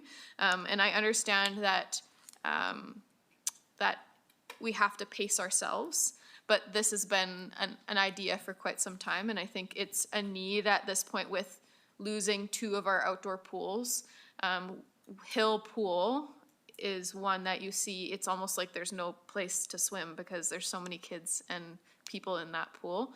And you talk about toddlers and swimming lessons and how important that is. That's an essential life-saving skill. That's not just a fluff in someone's life. So I think it's important. It excites me, so I'm trying to be rational, but like Managing Director Hutter said, I need to, you know, turn this over before I get too excited. So I am excited about it, but I also want to pace myself and not get too eager. So I'm supportive of it. I want to see these things for the young people and all it. This is a concept right now, the way that it's drafted, that would support all ages, which is really cool. So hopefully we even see the seniors waddle across the street from the facility beside. That would be really cool. Yeah, anyways, thank you for bringing this forward. Appreciate it. Councillor Hyder. Just a quick, I would say gratitude. Thank you, you guys. It's been on the docket for 4 years. And as Councillor Knoto said, it's exciting. It's refreshing. The community has talked about this, and to see even just the conceptual drawings is exciting for us. And I am in full support of this, so I appreciate all the work that's gone into it. Okay, so seeing no further speakers, we will vote on the motion put forward by Councillor Hyder. Grogan? Yeah, that passes. And I just do really want to reiterate that the drawings of the pool are just letting your imagination go, and they will not be exclusively for ghosts either. Correct. Yes, okay. Thank you very much. Thanks very much. Next up is a bylaw for first reading only, bylaw 4856, to amend the residential tax exemption bylaw. Can I get a motion?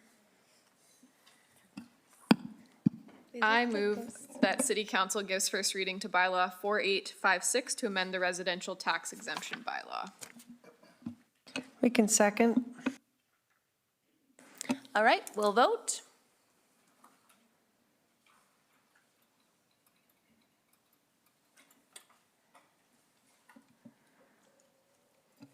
That's unanimous. I sure hope that wasn't the only reason our economic development director was here.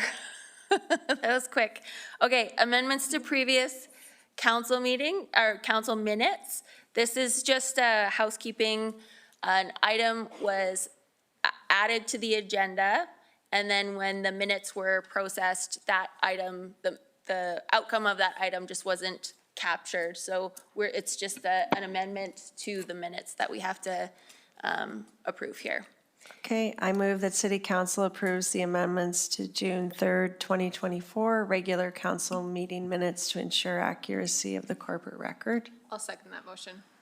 All right, any discussion? Seeing none, we'll vote.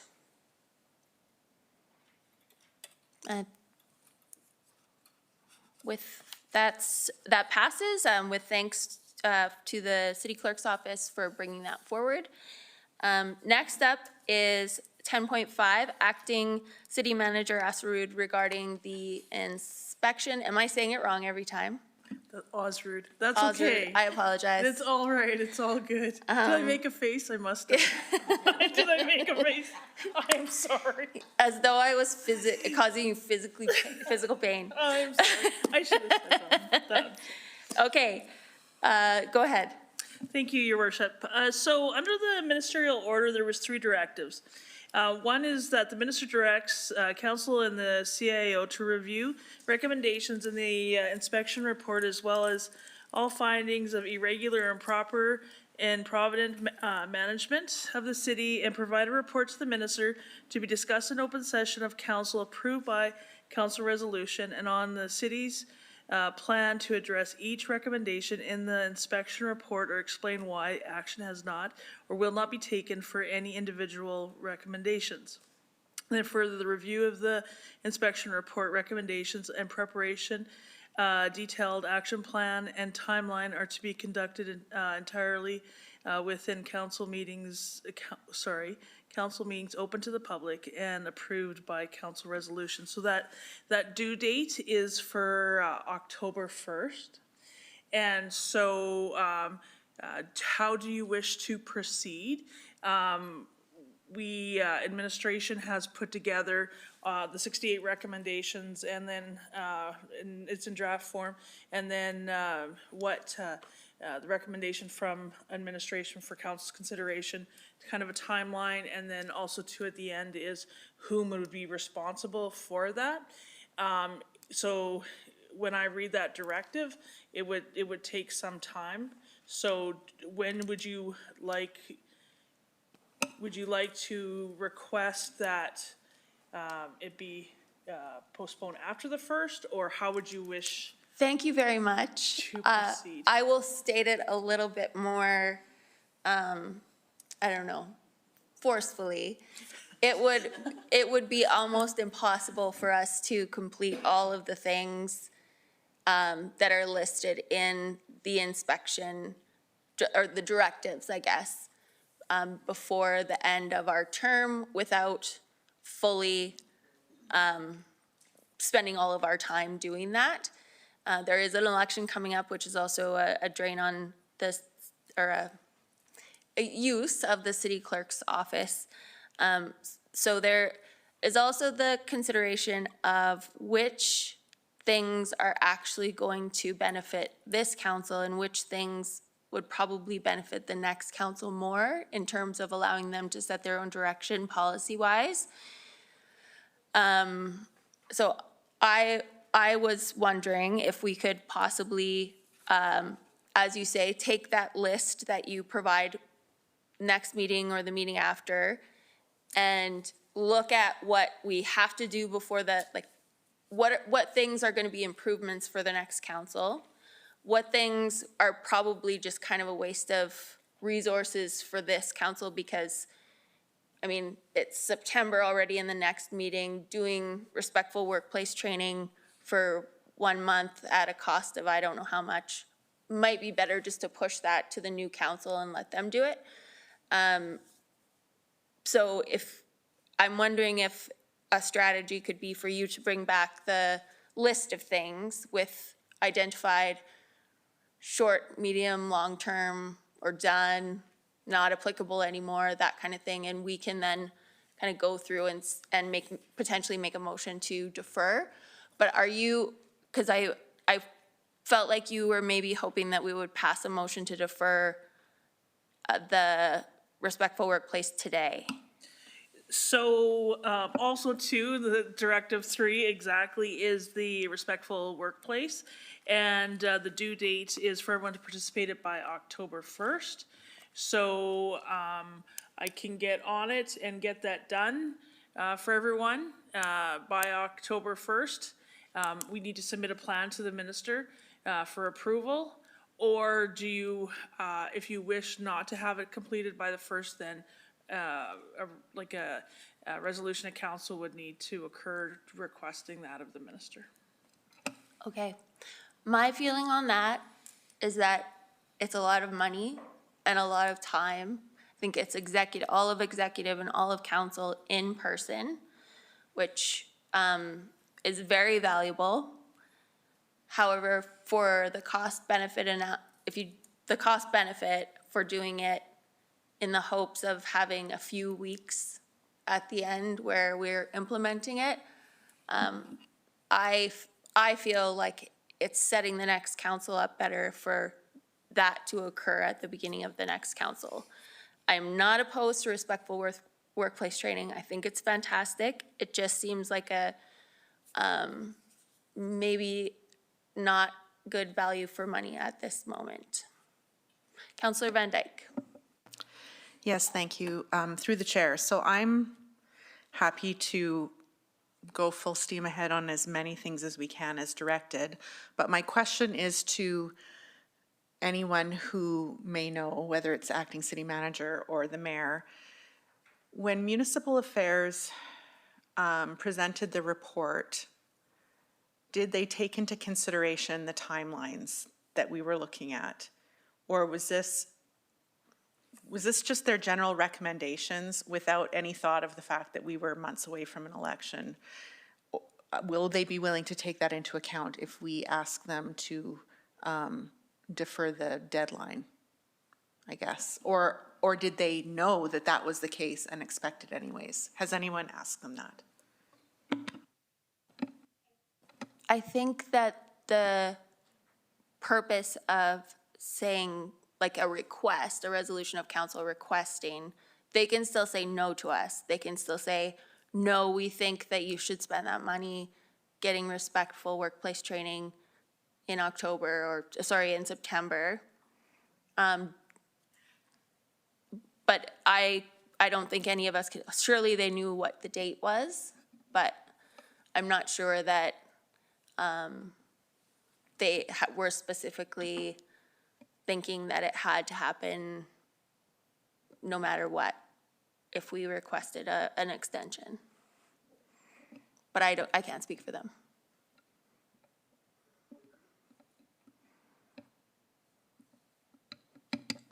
So someone would have to pass a motion, and I am not seeing anyone. So you'll still come back with a chart and, okay. So on September 2nd, we'll have the 68 recommendations with administration's recommendation for council's consideration with timelines. And they're very aggressive, so I think I need to reflect. They're very aggressive, what I've put down. So I need to reflect and make them a little more longer. And so that'll come back to the September 2nd meeting. Councillor Dumanowski? Well, just before we move on and forward, I'm wondering in relation to this item and conversation about, and it seems to me that there was some hint of maybe requesting a deferral or extension of time, but notwithstanding the fact that it is toward the end, if not immediately prior to the end of this term, that there are some challenges. My sense is, and I recall some of the conversation from the ministry that recommendations would be forthcoming. We would be required.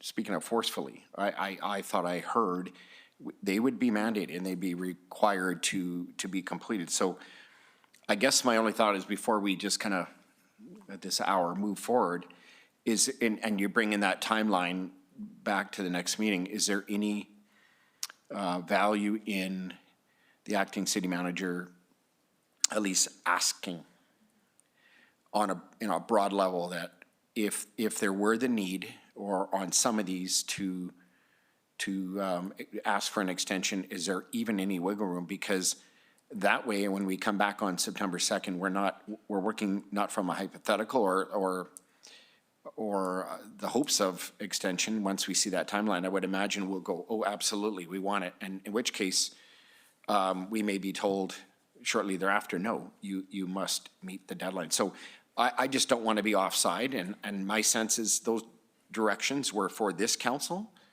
not for last council, not for the next council, for this council. And so I'm concerned by our thought that there could be a relaxation of dates, because my sense and my recall would be in contradiction to that. So I just want to know if that's something we want to ask this acting city manager to look into.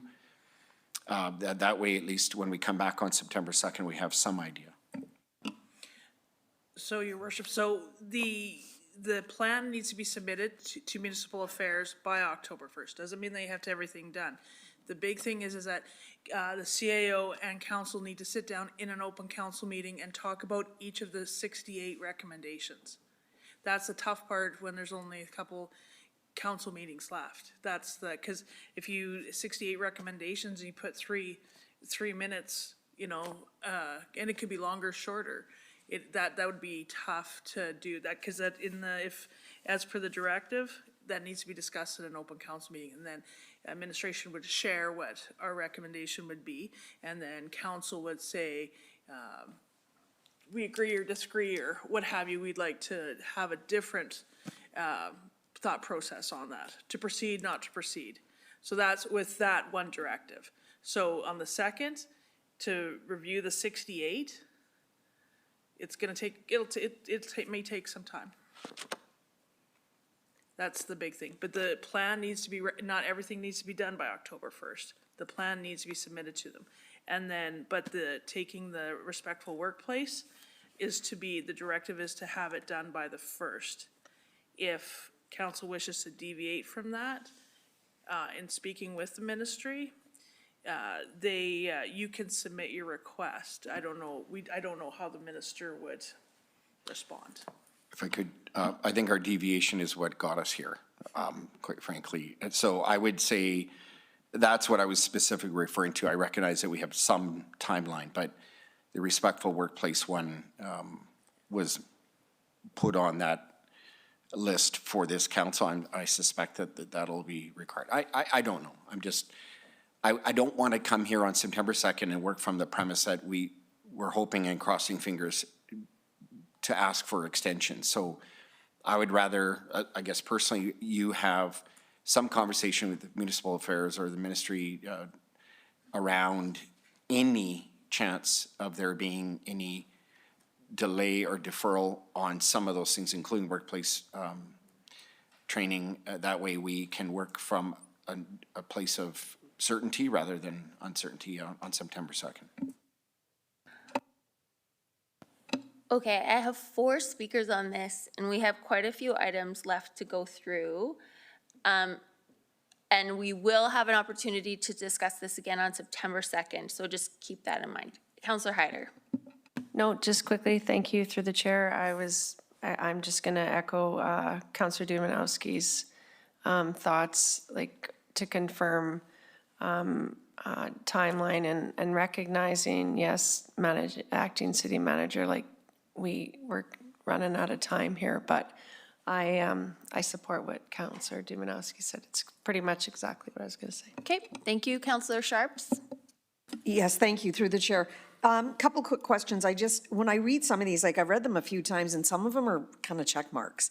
So like changing the briefing note to request for decision. Like I can't see that taking like right. So that's my point, is like some of this is already done and check marked. So is it really 69? Because some of them, like there's 3 just on council code of conduct and that's no longer a thing. So some will take some time and some it will take, I can't tell you how long the conversation will happen. Right. So. I guess what I'm asking is, out of the 69, how much are valid? Because some of them are just, they're done. Council code of conduct's been removed. I think that's why she's coming back on the 2nd, so that we can see, she'll provide all of that information to Oh. us then. Okay, I was figuring we were like just gonna divide it in half and just take some and get through this Administration will bring back a recommendation. for on everyone. On everyone. And then we have to re-talk about everyone. And then you guys, if you wish to proceed with the administration's recommendation or another, like, recommendation. So like, Counselor Code of Conduct, scratch. And then so, does that make sense? Yeah, And then, yeah, yeah. There's one in there about changing the name for the managing directors to a different name. And so you may agree or disagree, or, you know what I mean? Like, that's. So do you want a motion today for moving the respectful workplace training? Because there's also pecuniary training in there, and I don't see when we're gonna get that done. And we have a member of council not here. And, right, the requirement was that all council take it together in person, and we can't make that work regardless. It doesn't say we have to submit, it would be recommended everybody does it together, but, in the directive, in the ministerial order, it doesn't say. It just says to schedule, participate in respectful workplace training where the specific program is approved by the minister in advance of it. So we would have to submit the plan for the training to the minister for approval. And I don't know, I don't know until we submit it. But I'm sure the expectation is that everyone do it together. Yeah, but there is the exception because Counselor Robbins is away. Okay, Counselor Van Dyke. Yes, thank you through the chair. I'm just wondering, I understand based on what acting city manager has said that we can't do this in a council committee of the whole. It has to be a open meeting of council. But I'm wondering if we couldn't take some of those dates that we have set aside and change them to special meeting of council. Would it still qualify as that if we're giving the public notice? I mean, if there's anything that qualifies for a special meeting of council, I feel like directives from municipal affairs would be. A special meeting is a council meeting, yes. Yes, so it would meet the requirements. And we already have those in our calendar. We have 2 coming up, and then we could dedicate the time without having it diluted by other business of council. That's my suggestion. Acting city manager? For sure that can occur. So there's one at like the committee of the whole meetings and rename them and to get a motion of council to proceed. So I believe an email went out for the committee of the whole for next week. There was nothing on there, so of course you guys we can put that on there because we'll have admin will have recommendations for those. Or there's one the end of September, so we can make it work. September 29th is the next one, but it sounds like August 26th, we didn't have anything reported. It still hasn't been removed from our calendars, but I would like to wait till we get the full chart to work through. Counselor Knoedel.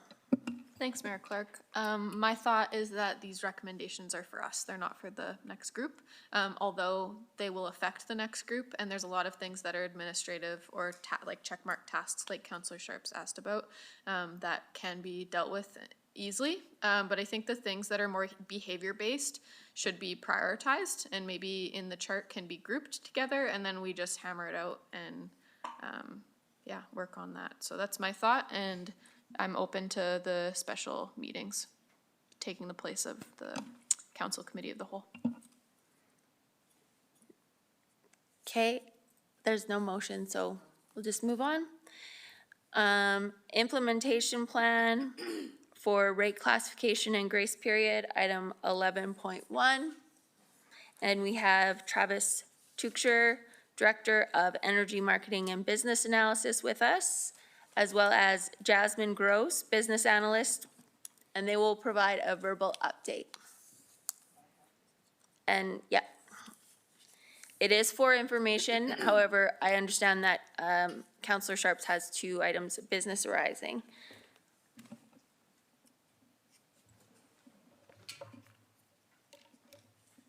Hello. Good evening. So tonight's verbal update will focus on administration's implementation plan as shared with council for information on February 18th, 2025, and the council motion on March 3rd, 2025, directing administration to provide communication options to ratepayers when they exceed the electric utility bylaws, specifically E31 small commercial rate class threshold, including consideration of a 60-day grace period. The implementation plan on the whole identifies improvement areas to help customers facing reclassification. This information briefing will specifically address the second item of the implementation plan, which is to define a formal process or procedure for rate reclassification, including a defined grace period and proactive customer communication. The formal rate reclassification process will be triggered if either of the kilowatt hours or KVA limits are breached. This aligns with the current electric utility bylaw. If or when that occurs, the account holder will receive a notification indicating which limit has been breached and that the account will be placed under a grace period. The notification will be emailed to the account holder if they're enrolled in e-utility. Otherwise, a letter will be mailed via postal delivery. The grace period is defined as the 2 consecutive monthly billing cycles following the billing cycle of initial breach. Rate reclassification will not occur during the grace period, nor the billing cycle of the initial breach, for a total of 3 monthly billing cycles. Any limit that is exceeded within the following 12 monthly billing cycles upon the grace period expiration date will be reclassed at the discretion of the utility in accordance with the electric utility bylaw. Only 1 grace period will be granted per 12 consecutive monthly billing cycles following the grace period expiration, and the grace period does not apply to downward reclassification. Account reclassification down will remain in adherence to the electric utility bylaw, which requires a customer to experience a period of 12 consecutive monthly billing cycles during which neither limit can be breached to be considered for reclassification.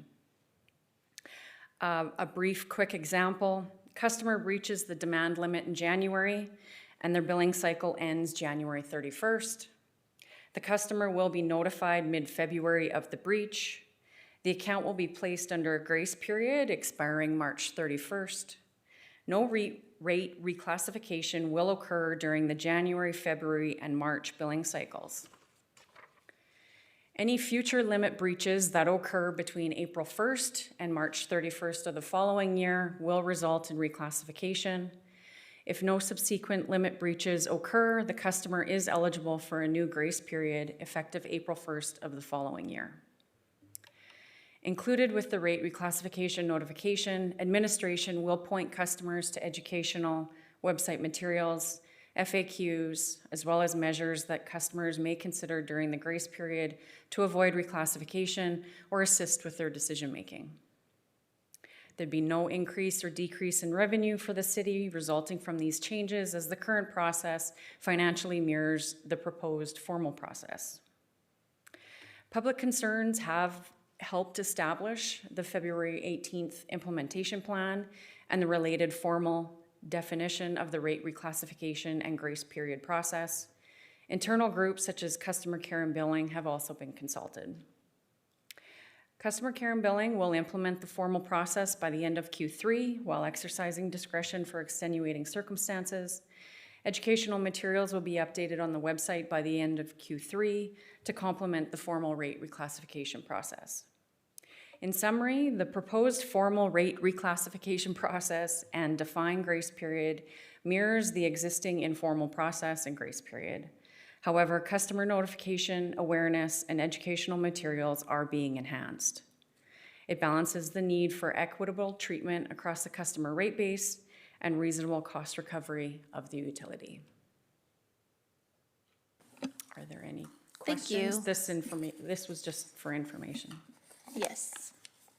I don't see any questions, but Councillor Sharps does have a motion. I do. I actually have 2 motions from Business Arising. So let me give you a little bit of background here. So this has been going on back and forth between council and a business owner for about I think it's 18 months right now. So I think the first 8 months was the business owner trying to work with administration, felt a little frustrated, came to us, feels just as frustrated, went through me, went through energy, and, there's lots of conversations, and ultimately the conversation keeps coming back to we're fair and we're equitable, and I don't know if that we all see it the same way. So one of the things that I see when I'm talking to this business owner is that she bought a building and renovated a building that already had a demand meter in it as a small commercial. And because of that demand meter, it absolutely tracked her rates. And don't get me wrong, she hit 25 kVA a couple of times. But what's interesting without this is I was talking to other communities and looking at what they have to do. And one of the first communities I called, and a community that I spent considerable amount of time on with their utility department, was Lethbridge. And I find it really interesting because, of course, Lethbridge, without a shadow of a doubt, is booming. And their medium-class electrical range starts at 150 kVA to 300 kVA. And I double-checked it in the bylaw today. Ours is 25 kVA to 2,000 kVA. It is a massive range. So there's two things that come out of this with me, and then I checked Red Deer as well, and I just took cities that were kind of comparable to us, because the other ones were quite big, meaning Edmonton and Calgary, so I went to a smaller size. And Red Deer is also 50 kVA. When I was on the phone with the gentleman from Lethbridge, and he did send me a follow-up email, one of the things they do is, City of Red Deer starts at 50 kVA. You have to hit 50 kVA in order to go into medium classification. So I think that there's two things that I want to talk about. One is, when I look at this particular customer that we've had, it has never been 2 consecutive months. So she's been on it now for 14 months, but 2 consecutive months of, and justly so, ours is 25. It's a very low threshold, meaning you can hit it very quickly, but 25.6 and 25.7. That's a pretty big jump when your bill jumps by $600 to $700 over 0.6 of a kVA. So we talk about economic development and we talk about business development, and I want to kind of talk about how do we keep the ones that are here? How do we keep the ones that are already investing? And I think having a demand meter that was already in place triggered something that other people in the small commercial didn't have, because we don't have demand meters in every one. So I guess what I'm asking council to consider is that when we talk about fair and equitable, and we talk about fair entry all the time, I want to look at this from a different perspective, from a fair entry, from a business perspective. So when businesses are coming here and they're investing and they're staying, I want them to upgrade their businesses. I want them to offer more. I want them to start competitive across. But it makes it very difficult when we're not competitive with our rates. And on top of it, whether we like, it's a taboo word around here, but nobody wants to talk about the fact that we have a monopoly. We do have a monopoly. But if she was in a different city, she could go elsewhere. And I don't want a monopoly. I want people to feel like they're treated fair, we want their business, and we're equitable across the board. So because of that, I have 2 motions written, and I'm trying to keep in mind everything that, Director Tusher has brought forward, and Managing Director Pancoast over the last couple of months. I've making notes on what they don't want to see, and it doesn't matter if I agree or not, I've just kept that in the back of my pocket. So what I've done is I put in, I move that we alter section E3.3 of bylaw 224 regarding medium commercial classification, specifically proposing that consumers must exceed a demand of 25 kVA for a minimum of 4 months. And the reason I did that is because 25.6, 25.4, that is punitive. And if you're on the receiving end, it's punitive. It's not an accusation. It's just a realization of how you feel when you're forking out an extra $700 a month because you went 0.6 over. Just 1 second, Councillor Knoll. The amendment aims to ensure that transition to the median commercial rate is based on consistent demand levels, promoting fair and accurate billing for our consumers. So when it's not consistent, she's stuck in this for 12 months right now. And there is another consumer in this, but has not come forward because for many reasons. Anyways, we're keeping an eye on it, but they're in the same boat, and they're just like, we can't, like, we don't know if we can continue because we're not. We're up, down, but we're now locked into this for 12 months. So I feel like 4 consecutive months meets the needs of what Director Tusher has said in the past, Managing Director Pancoast, and it's adding only a 4 consecutive month to make it some equitable, because there hasn't been any times where any of these businesses have gone 4 consecutive. And when they have, it's 0.6. So it's never hit that. So I do worry, because there's times where businesses are gonna say, come on, I can literally go an hour down the street and I can go at 150 kVA. I don't want that. I want us to be the community. They want to expand and grow their businesses and do that. So when we talk about fair and equitable, I'm trying to balance something here that meets the needs of the consumer along with our division. But this doesn't change the financial impact. It just extends the responsibility of it. So I will give you the second motion in case Allison Knodel has a. We need a seconder on Oh, your first so one. sorry, so If we sorry. could get that motion up again. I'll So it's both of those things? The Yeah, I did amendment have it at aims to 2. ensure, That is one. The other one is not on there yet. okay, Yeah, so that works. I haven't seen your second motion. Yeah, it's on the same one. Just scroll down. It should Counselor be. Hyder, you'll second? I'll second, yeah. Okay. Counselor, would you like an opportunity to respond to anything that's been said already? Okay, Counselor Knodel. Thanks, Mayor Clark. So if, through the chair, I'm just curious if you can, Manager, Director Tuchner? Director. Can remind me of the why behind the 25 being a 25 hard. And then, that's the first question. And then the second question, and I'm sorry if you've told us, please remind me. And then my other question is, with inspiration from Councillor Sharps, I pulled up, this is Lethbridge's electric distribution rates. And it calls on 2 different categories of medium class. One is the single phase distribution rate. The other is 3-phase. And I am curious if our 25 kVA is 3-phase or is it single phase? Do you want to, which one do you want to take? I can talk to the second one, the second question. I'll leave the first question to Travis. So Medicine Hat's bylaw does consider a single phase and 3-phase as well. This is where it gets, you kind of get into the weeds of the details, and oftentimes the infrastructure that is existing dictates the level of service and the rate class that you're in. So in Medicine Hat, if you had specifically a 3-phase service with a demand meter, regardless of the demand KVA that you're reaching, you will be classed under that under that medium commercial 3-phase rate. So we do have customers in, like that comparison, we do have medium commercial customers that are 3-phase, that are comparable to Lethbridge medium commercial 3-phase, and we also have medium commercial single phase that are comparable to Lethbridge's single phase. Can I continue? Yeah. Okay, thank you. Thank you. So yeah, I think what's interesting is this range is significantly higher.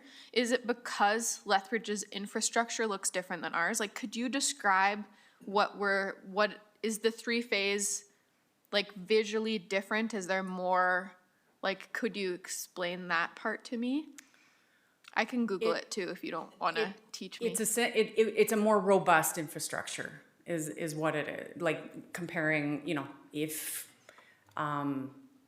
a simple to a more enhanced version. And oftentimes you are getting a more enhanced version when you want more power, when you are drawing a higher demand. Now, sometimes you may inherit an already existing robust system because this is where you moved into, or this is where you've, the infrastructure that is been gifted to you. I understand what you're saying. So the flow is faster because it's possible to move more electricity through that system. That makes sense to me. Can you explain to me why there's such a discrepancy between our medium class 25, hard 25, and then the range in Lethbridge for between 150 and 300 kVA? Why is it so significantly different So for a lot medium of, class? a lot of times the distribution system and the bylaw is essentially fit for purpose. It meets the customer and it aligns with the customer rate base that you are serving. And so I can't speak specifically on the intricacies of Lethbridge's distribution system, but their guidelines more, their bylaw thresholds are more dictated on the service infrastructure that exists as opposed to, and they're allowed to move those demand meters or those demand thresholds up because of that. Medicine Hats, although the range, and I believe we've dug deep into this through the jurisdictional scan, although the range that is listed from 25 to 2000 kVA sounds extremely vast, the reality of that is it's actually very narrow of the actual customers within that rate base. And I forget exactly what the numbers were, so I don't want to speak out of turn, but over 50% of those were in the lower half from 25 to 150 kVA range, which would align with Lethbridge's medium commercial, small, Single phase? single phase. So, through the chair. And cost-wise, they are, sorry, and No, it's okay. cost-wise, they are comparative. So I think it's starting to paint a picture in my mind. Would you say that single phase distribution has a higher resistance of movement of that electricity through? Like, does that play a role at all? Because we're talking about the flow, kind of like water. If water has to go through a tiny, tiny hole, it's gonna take more resources to move that water than if it was in bigger pipes. Like, are we looking at single phase being like a smaller water pipe versus a bigger water pipe? And you're able to have those different, or is it the opposite of that? I guess I'm not an electrical engineer by trade, so I maybe shouldn't be speaking to this, but I think in the most simplest terms, single phase is a more simpler infrastructure than what you're able to withdraw and what you're able to get from a three-phase system. So in terms, yes, you aren't necessarily able to get maybe the same demand of power over the certain lengths of time that you're requesting. However, if that is a real, I can take that back and to our UDS group and get them a better definition for you if you want. Thank you for taking the time to answer my questions. It really helps me paint a picture because ultimately, the business owner that Shyla's talking with, like, if we all understand like the science of why things cost more, that makes it easier to justify. And I appreciate the recommendation of having a cap for however long. Like, I just want to know the details. So that can happen on my own time, but I appreciate you explaining it. Thank you. May I just jump in and let her know, it's the one we're talking about is three-phase, okay. Okay. Sorry. Councillor Dumanowski? Thank you, through the chair. This has been, as has been indicated in some of the previous conversation, a longer conversation than obviously just today. I will say, I don't want to say that I don't often agree with Councillor Sharps or we're on opposing sides, but today I'm actually absolutely in support of her comments. And I know that's not to suggest that my support of that amending motion is in opposition to what staff are proposing or staff prefer or otherwise. I just, and yes, it has been the genesis is of this kind of change or this proposal is born out of largely a single business owner's experience. I did have the opportunity, and it's not about being wooed by them, but I did have the opportunity to sit down for a couple of hours actually with that one business owner, because I thought to myself, this is not going away. How do I better understand it? And it wasn't because I invested that time that I now have to be agreeable. I learned it from the standpoint of their experience, and then when you dovetail that into the bigger conversation around small businesses kind of being the microcosm of our community and also the incubators of becoming bigger businesses, it deserves the attention that it's getting. It really does. And for me, what I like about this, I mean, my first thought was, well, we'll go back and we can just change it to 35 kVA, change it to 50. Let's align ourselves with another comparable community, recognizing that, as you indicated, the lower end of that medium class is where a lot of the draw or totality of draw on this service is at. So what's the next best thing is probably what Councillor Sharps is proposing. And the reason I like the 4 months is because I read this and you were speaking to it, I'm thinking about winter months where a particular business might have a higher draw because of winter months associated with their draw, and conversely summer months where they might have an exceptional draw, depending on what business we're talking about. What's kind of punch to the gut here is that we're talking about, in this particular case, just over 25, and you almost want to put on donkey blinders and say, let's just look past it, let's move, but we have to stick to a process, and I just think this covers off everyone's needs. I'm sure if you were given permission to give your full and honest opinion, you probably would disagree. The reason I will say that is because in the end, it doesn't preclude a business owner from trying their best. And in this case, they were doing everything they could to shed after this initial shock, last year. But then we're stifling, and that's where that's the other punch to the gut. It's like we're creating rules, or we're not intentionally, but these parameters create rules or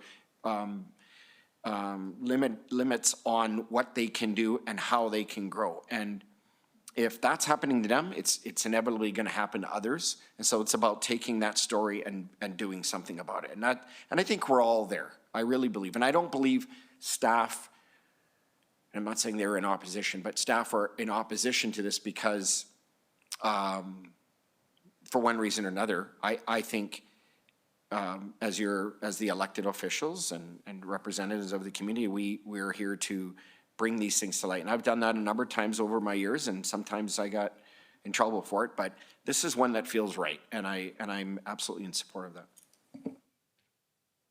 Councillor Hyder. Thank you, Mayor Clark, and through the chair. I'm not going to say what Councillor Dumanowski says, but I appreciate Councillor Sharps bringing this forward as well, and we've learned a lot through this process, and I feel grateful for that. My concern is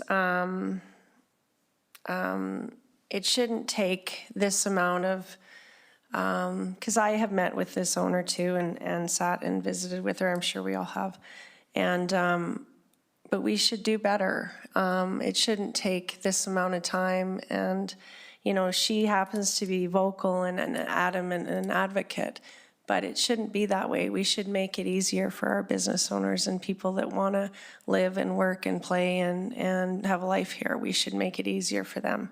And when there's concerns, we should be communicating with them, and we shouldn't be telling them they're wrong or opposing them.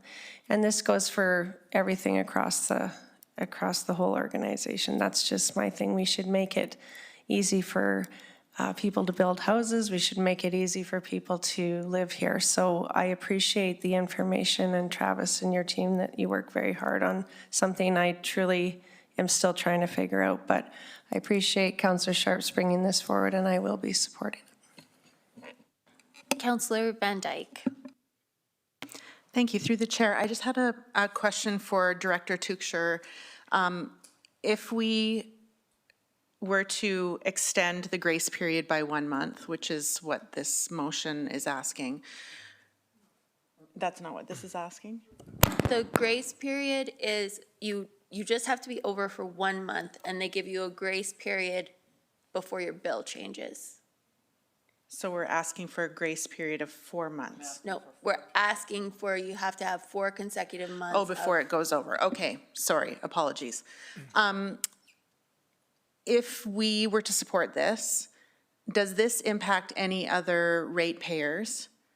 And what kind of an impact does it have if we're on a cost recovery? Have we made estimations into the future in budgets? So I don't want to vote to support something when we don't know the repercussions of it on the system, and with other ratepayers, in particular, other business owners that may experience then unequal billing because of this. Thank you. Thanks. Through the chair, good point, and a few things that we should bring up is obviously this would affect our bylaw that's approved, so we have to adjust the bylaw which governs our utility rates. So that's one aspect that would have to be changed. And you're right, any change to level or a grace period or a consecutive threshold, it will affect which customers get placed in which rates. And it is a zero-sum game in the distribution rates. So if that customer's charges are going down, another customer's charges will increase. So would it be maybe more appropriate to request that administration bring back impacts of this request so that we can have a better sense of what those impacts would be on other ratepayers before we were to move forward with something like this? Yeah, I would agree. I think there's another issue that we'd have to look at is how do we transition current customers. So for example, this customer that's being referenced, do they fall into 3.1 or do they fall into 3.3? You know, they've hit that threshold multiple times. Has it been in the last 4 months? Would we automatically revert all customers that haven't hit that threshold for 4 straight months? Would we automatically revert them down? Those are some details that we'd have to consider and what those impacts are to consider them.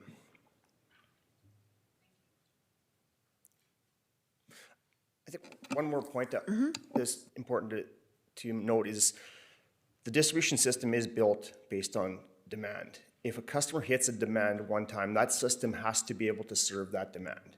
So we have to build for the 1 month demand or the one-time peak demand. So to require a 4 months, that is not necessarily considering what our system has to meet. So if they only hit it for 1 month, we still have to meet that demand.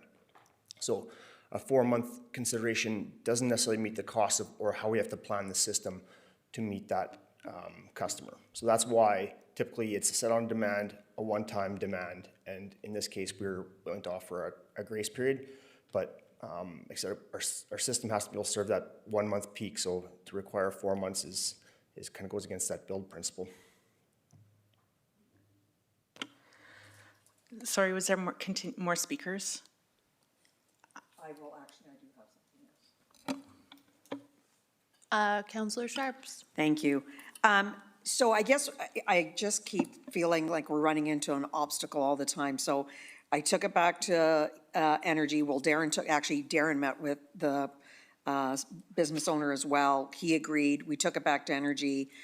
We didn't want to move the KVA, so, okay, we take that back. We don't want to move that. We don't want to do an and. I asked for an and comparison between kilowatts and KVA, which is what Red Deer does. We don't want to do that. So I try to come back with something that'll meet the business needs and do this, and if, with all due respect, administration just came back with a 30-day extension, and this is just a 3-month consecutive. So I don't want to create problems where there potentially isn't either. And my motion is to alter the bylaw, so, and to come back for first reading. But, you know, I think that when we start seeing doors close, maybe we'll take this seriously. Like, I just don't know what else to do right now.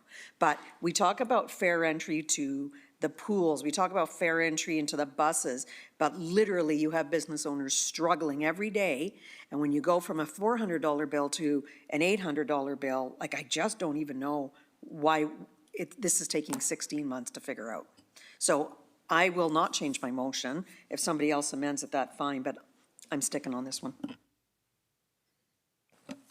Sorry, Councillor Van Dyke.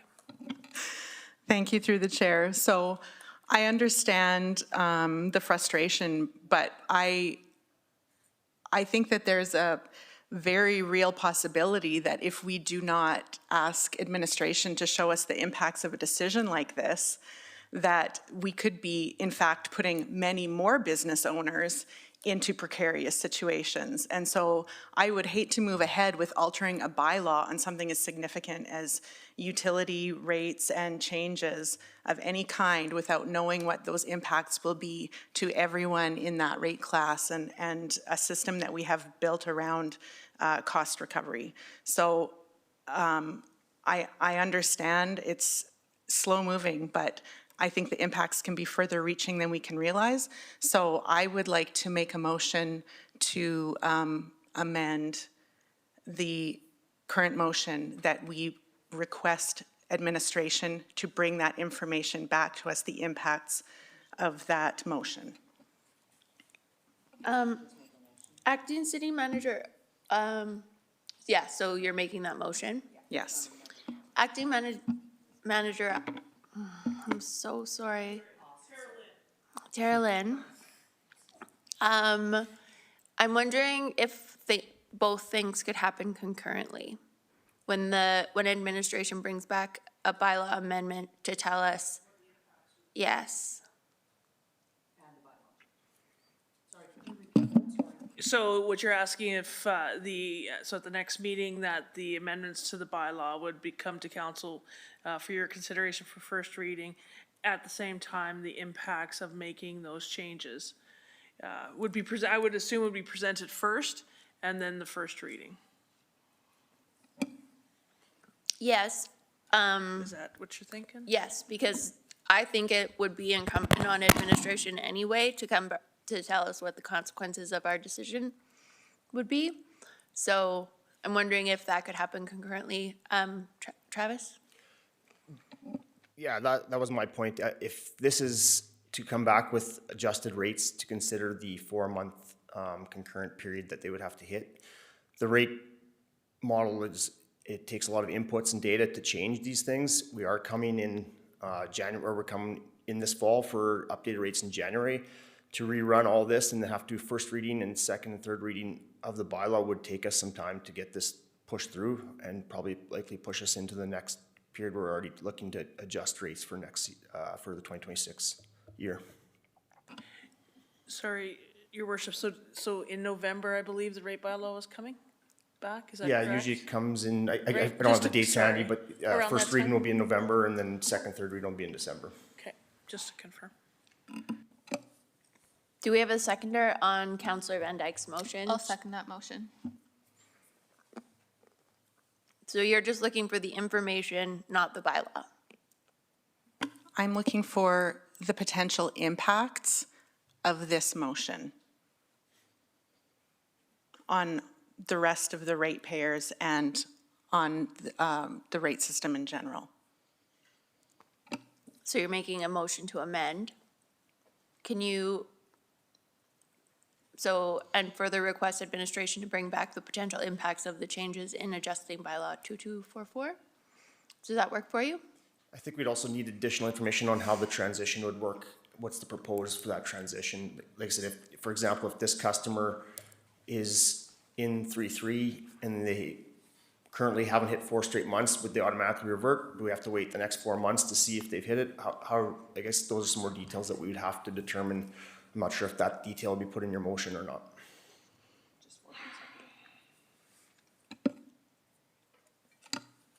Okay, so I apologize. We have a motion on the table. Is that consistent with the motion you're making, Counselor Van Dyke?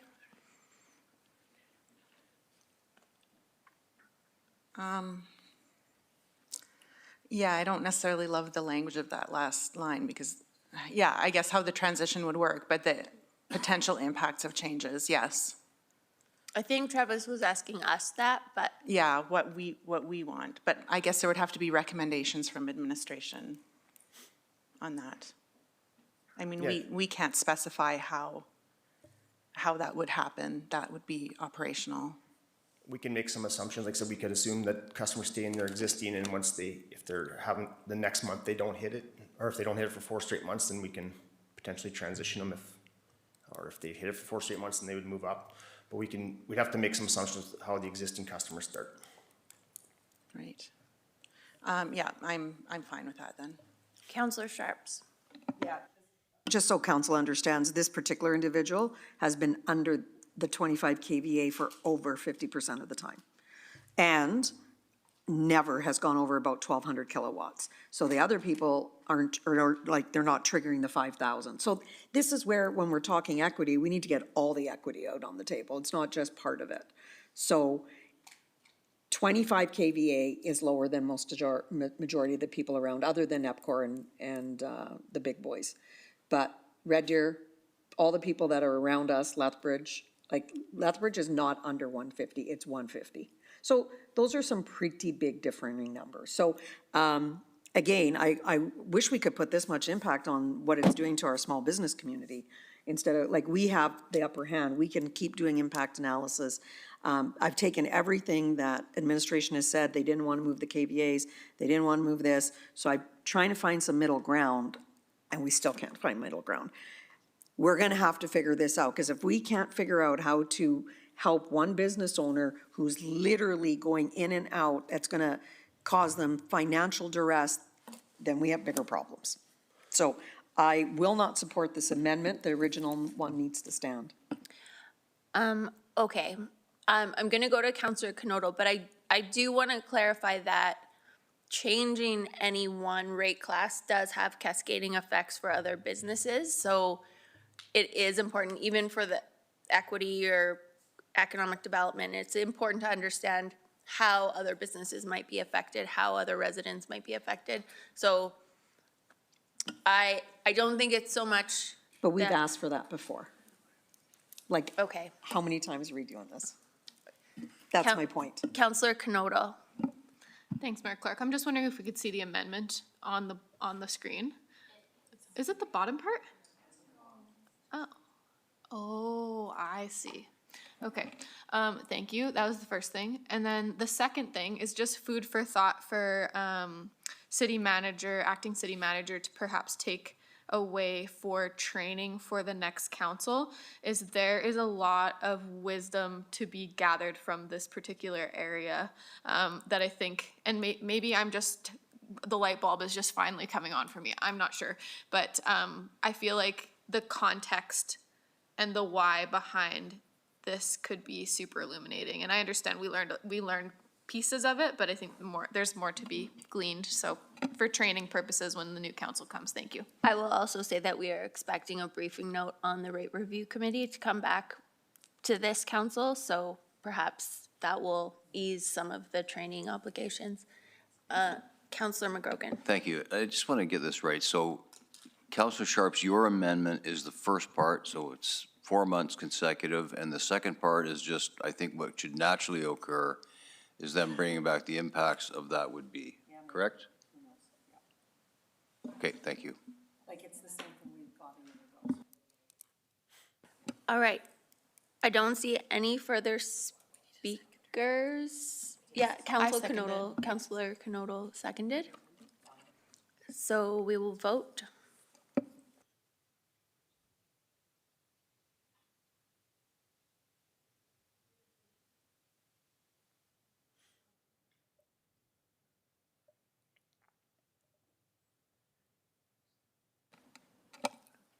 That passes. Thank you very much for your update. Oh, Okay, go ahead. My second one is, I move that city administration conduct a review, and this might come in with rate review, and we can do it then too. Conduct a review of the use of demand meters to ensure an equitable and fair process for all consumers, because this is not. This review should additionally specifically examine the range set for medium commercial class, which falls between 25,000 and 2,000 kVA. Additionally, I request a comprehensive review of all access fees in comparison to other municipalities within the province. And I don't know if Q4 is probably, well, it would be if you're doing the bylaw by Q4. Okay, that'll be fine then. I spent absolutely probably close to 50 hours on this last week, talking to different municipalities and different utility providers to figure out if exact same bill and different classifications and different service charges. And again, we're a monopoly. So I want people to be here. I want them to love our service. I want them to stay here. But I know as a business owner, eventually you just say, okay, I'm done. I don't need this. Okay, we need a seconder. Is there a seconder? Sure, I'll second. Counselor Hyder seconds. Okay.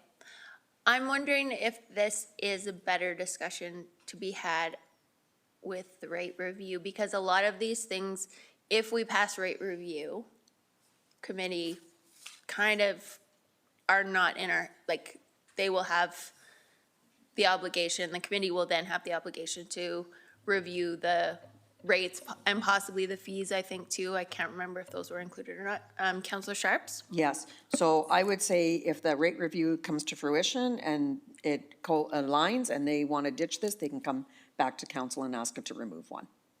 But to remove it now doesn't make any sense. It would be another 18 months, so, Counselor Sharps? yes. Do we have any other speakers? Oh, sorry. Okay.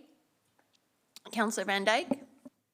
Yes, thank you, through the chair. So I agree that I think that this is better suited to happen under a rate review committee because it's very specific to rates and the work that we would expect that group to do. But I wondered if administration could give us a timeline on when the that information was supposed to come back to us about convening that group and what the timelines are for when that would actually happen. September 2nd, it's supposed to come back to council to see if we want a rate review committee. And then I can't remember from the report how long it would take from then. My understanding is September 17th that it was coming back to council. Or 15th, sorry. I mean, it would be super great if the next council could start with a rate review committee, because they'll have to pass like a rate bylaw in like November and January. Okay, but so we're probably not gonna have a rate review committee in place before the end of our term. Yeah, I mean, my understanding is it's coming back September 15th, and then obviously, if it was approved, and depending on what structure was approved, you would then have to recruit for that rate review committee too. So I would think that that implementation would take some time as well. Can we see the motion again, please?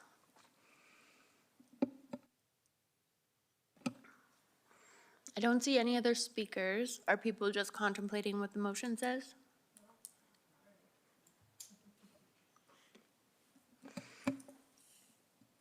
Okay. Yep, Councilor Van Dyke? Sorry, apologies. To the people that have to do this work, is the timeline reasonable? A comparative chart on access fees by Q4?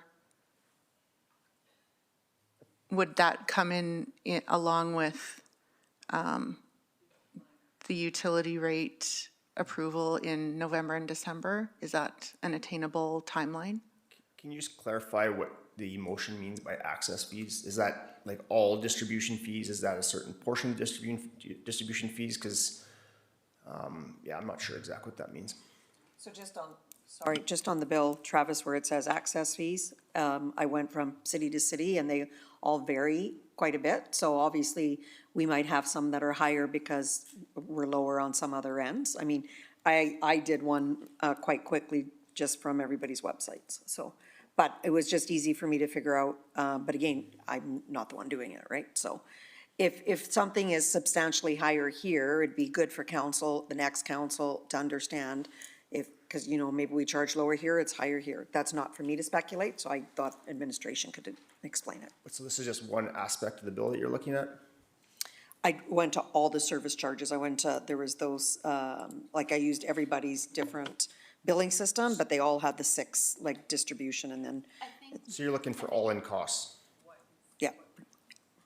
And what, yeah, I guess what rate classes? Everything that, I put in everything that medium. occurs on our bill. Yeah, I put in medium, but medium commercial classification. Because I think another, we've done some review on this and we have looked, and just because our customer may fall on medium, and another customer in Lethbridge may fall on small. Yeah. We still have realized that we are very competitive, if not more competitive than Lethbridge, even though they're rated small commercial and they're in the small range that you're asking for, they're still paying more fees than they are in City of Mesnap.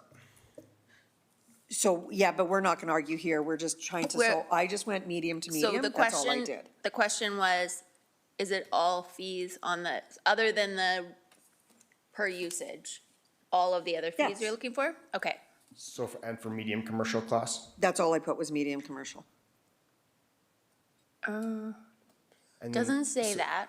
Oh, it should be, sorry.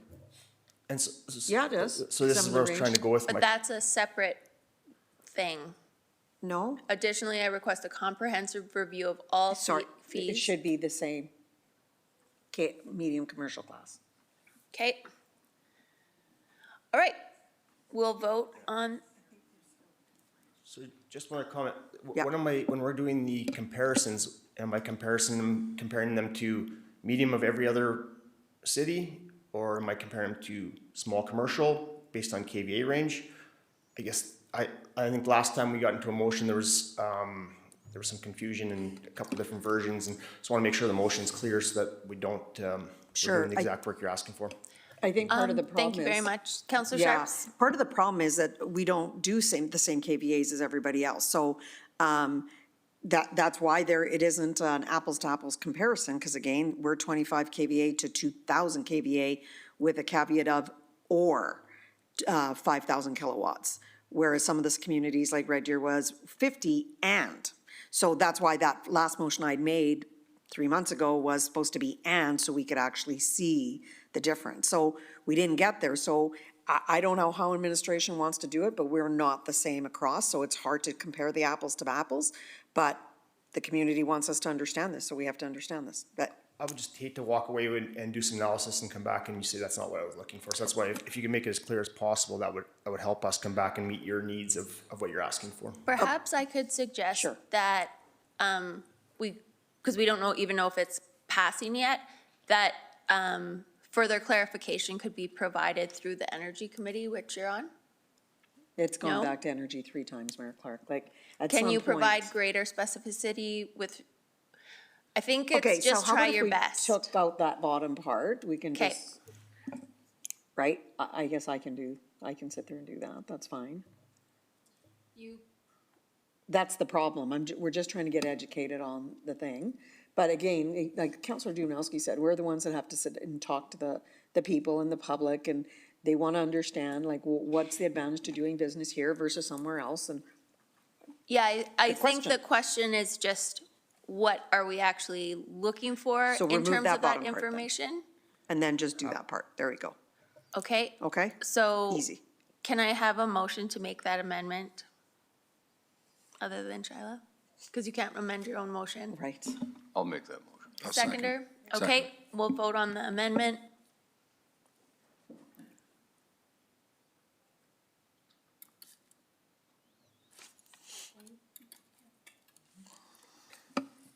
Okay, that passes. So now we are left with the metering, demand metering question. Sorry, I forget what question that was. It's that city administration conduct a review of the use of demand meters to ensure an equitable and fair process for all consumers. This review should additionally specifically examine the range set for medium commercial classification, which currently falls between 25 kVA and 2,000 kVA. Isn't that the one we just did? Yeah, so we amended it to remove the second. I only had two, Mayor Clark. So we didn't do this one already. You had two parts, you moved those two parts. I moved the bottom part, the fees part. Yeah, so now this is the motion. Oh, we voted on the amendment. Sorry, Yeah. yeah, To remove, yeah, so we're voting on the amending motion. yes, Amended motion. yeah. amended motion. Okay, you lost me, sorry about that. No, that's okay. I think you lost all of us, actually. Okay, I am wondering if we can just vote on this now? Oh, that's okay.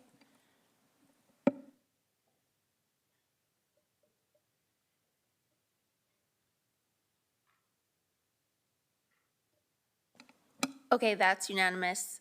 Next up, thank you very much for your time and presentation. Letters, no, public member appointments, policy 0187. I guess it's your committee, yep. So I move that City Council approves public member appointments policy 0187. I'll second. Thank you.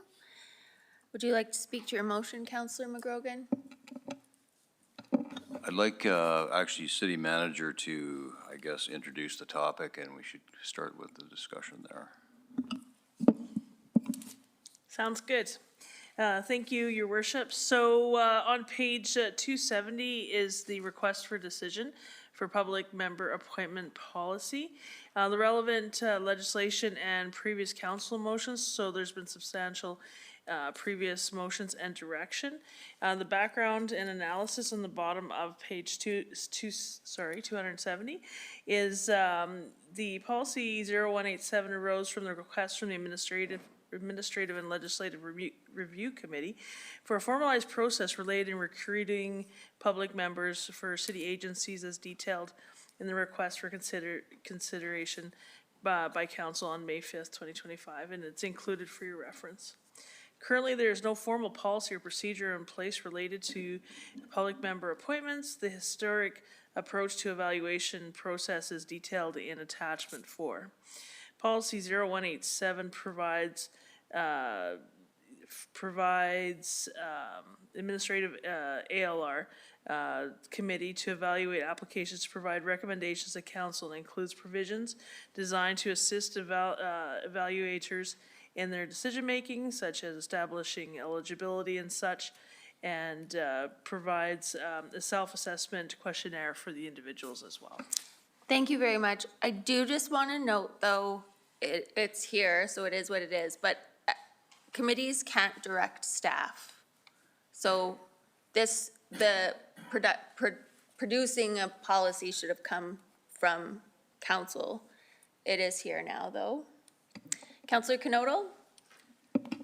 Thanks, Mayor Clark. I just want to share what inspired this conversation. So over time, when it came to appointing individuals from the community to different boards and commissions, there was discrepancy. And again, acting city manager has shared this already, but just a councilor's perspective, there was discrepancies between what would arrive in front of us on application and then what kind of data we needed to make a decision on the individuals who were applying.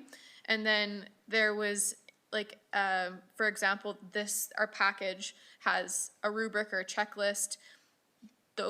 That data wasn't in the application, so those individuals wouldn't know what to share. So this, in my perspective, resolves a lot of that in discrepancy, or the discrepancies. Thank you. Okay, no further speakers. We'll vote on the motion.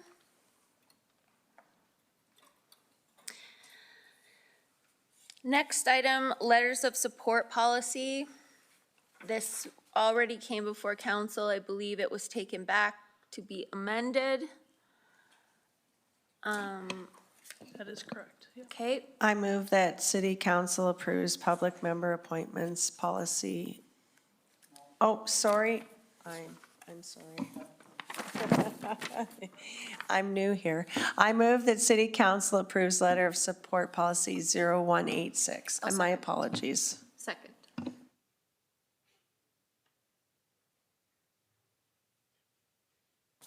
okay. Thank you very much. Can you explain what changes were made? Are those the red lines? I believe so. Stephanie, would you like to add further to that?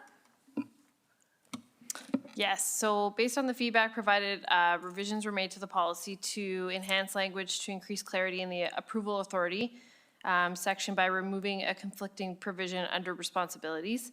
Add authorization for the mayor or city manager to approve and sign letters of support in exceptional circumstances where immediate action is deemed necessary. Remove reference to contentious, divisive, or inappropriate, and instead emphasize alignment with the city's strategic priorities, and clarify that requests must be submitted to the city clerk department in mitigation the potential of different areas such as the mayor's office or department staff receiving requests. Thank you. So the mayor is authorized to sign letters of support for requests that have been determined by the responsible division to meet eligibility criteria. I feel like this is too limiting. As the mayor,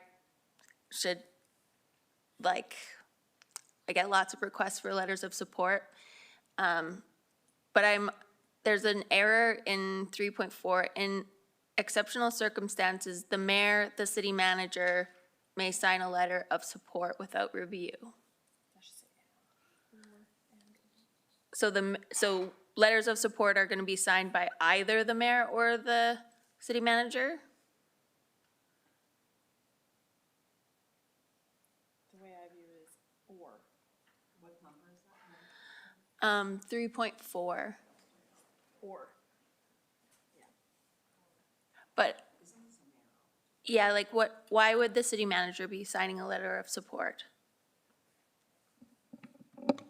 Through the chair, the way that I understand it is that if exceptional circumstances were requiring immediate action and is deemed necessary, then the city manager could be delegated to sign the letter on behalf of the city. I just think that, the way I'm interpreting it, and as long as everybody agrees, is that I am authorized to sign letters of support, but my authorization to sign letters is not limited to things that have been approved by everybody. But of course, within reason. Councillor McGrogan? Yes, thank you, through the chair. This kind of reminds me a little bit of our flag policy and some of the issues that we hit by, I guess, turning the responsibility over to administration in some cases, and then it becomes political. It's always the unintended consequences of this, and I can't imagine an exigent circumstance where, it's a letter of support. We're not talking about putting a man on the moon here. This is just, the mayor exercising her authority as the mayor to sign letters of support. I don't see why we should relinquish that to an administrative responsibility. Councillor Sharps? Yeah, just really quick, I agree with Councillor McGrogan. The only thing I say shush over there. The only thing I would say is that if there was an alternate required, it could be the deputy mayor. But I do not in any way hold favor that we're relinquishing responsibility or saying it's an and position. It would automatically go to the deputy if it's me, so. I'm not sure what you want to do. Send it back? I guess we'll vote on it the way it is, and then. Okay, can I get motion to? I move. I'll make that motion Okay. to send it back to, do you want it to ALR? To ALR or to admin? Councillor McGrogan? It doesn't matter. I think- Whatever's faster. Yeah, whatever's quicker. Let's get this. Okay, What are the specific requests? To remove the city manager and have the deputy? the deputy is automatic. Yeah, yeah.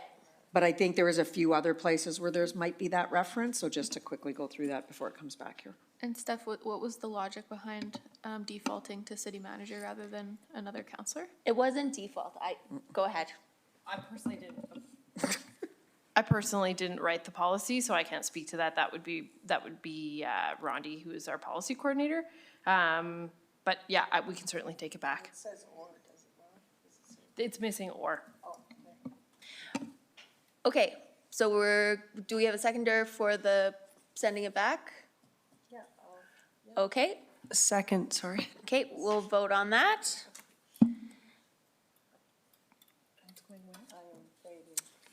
ALR? Nothing left. Go ahead, we're at 11.4, land use bylaw amendment. Thank you. I'll deal with that. So I'll just read the executive summary and then the motion. So bylaw 4854, this is for first reading only, proposes to reconfigure and split zoning of 620 Porcelain Avenue Southeast from mixed-use district, business industrial district, and future urban development district to business industrial, business and direct control district. So, having said that, I move that City Council give first reading to bylaw 4854, an amendment to land use bylaw, 4168. I'll second that. All right, we'll vote.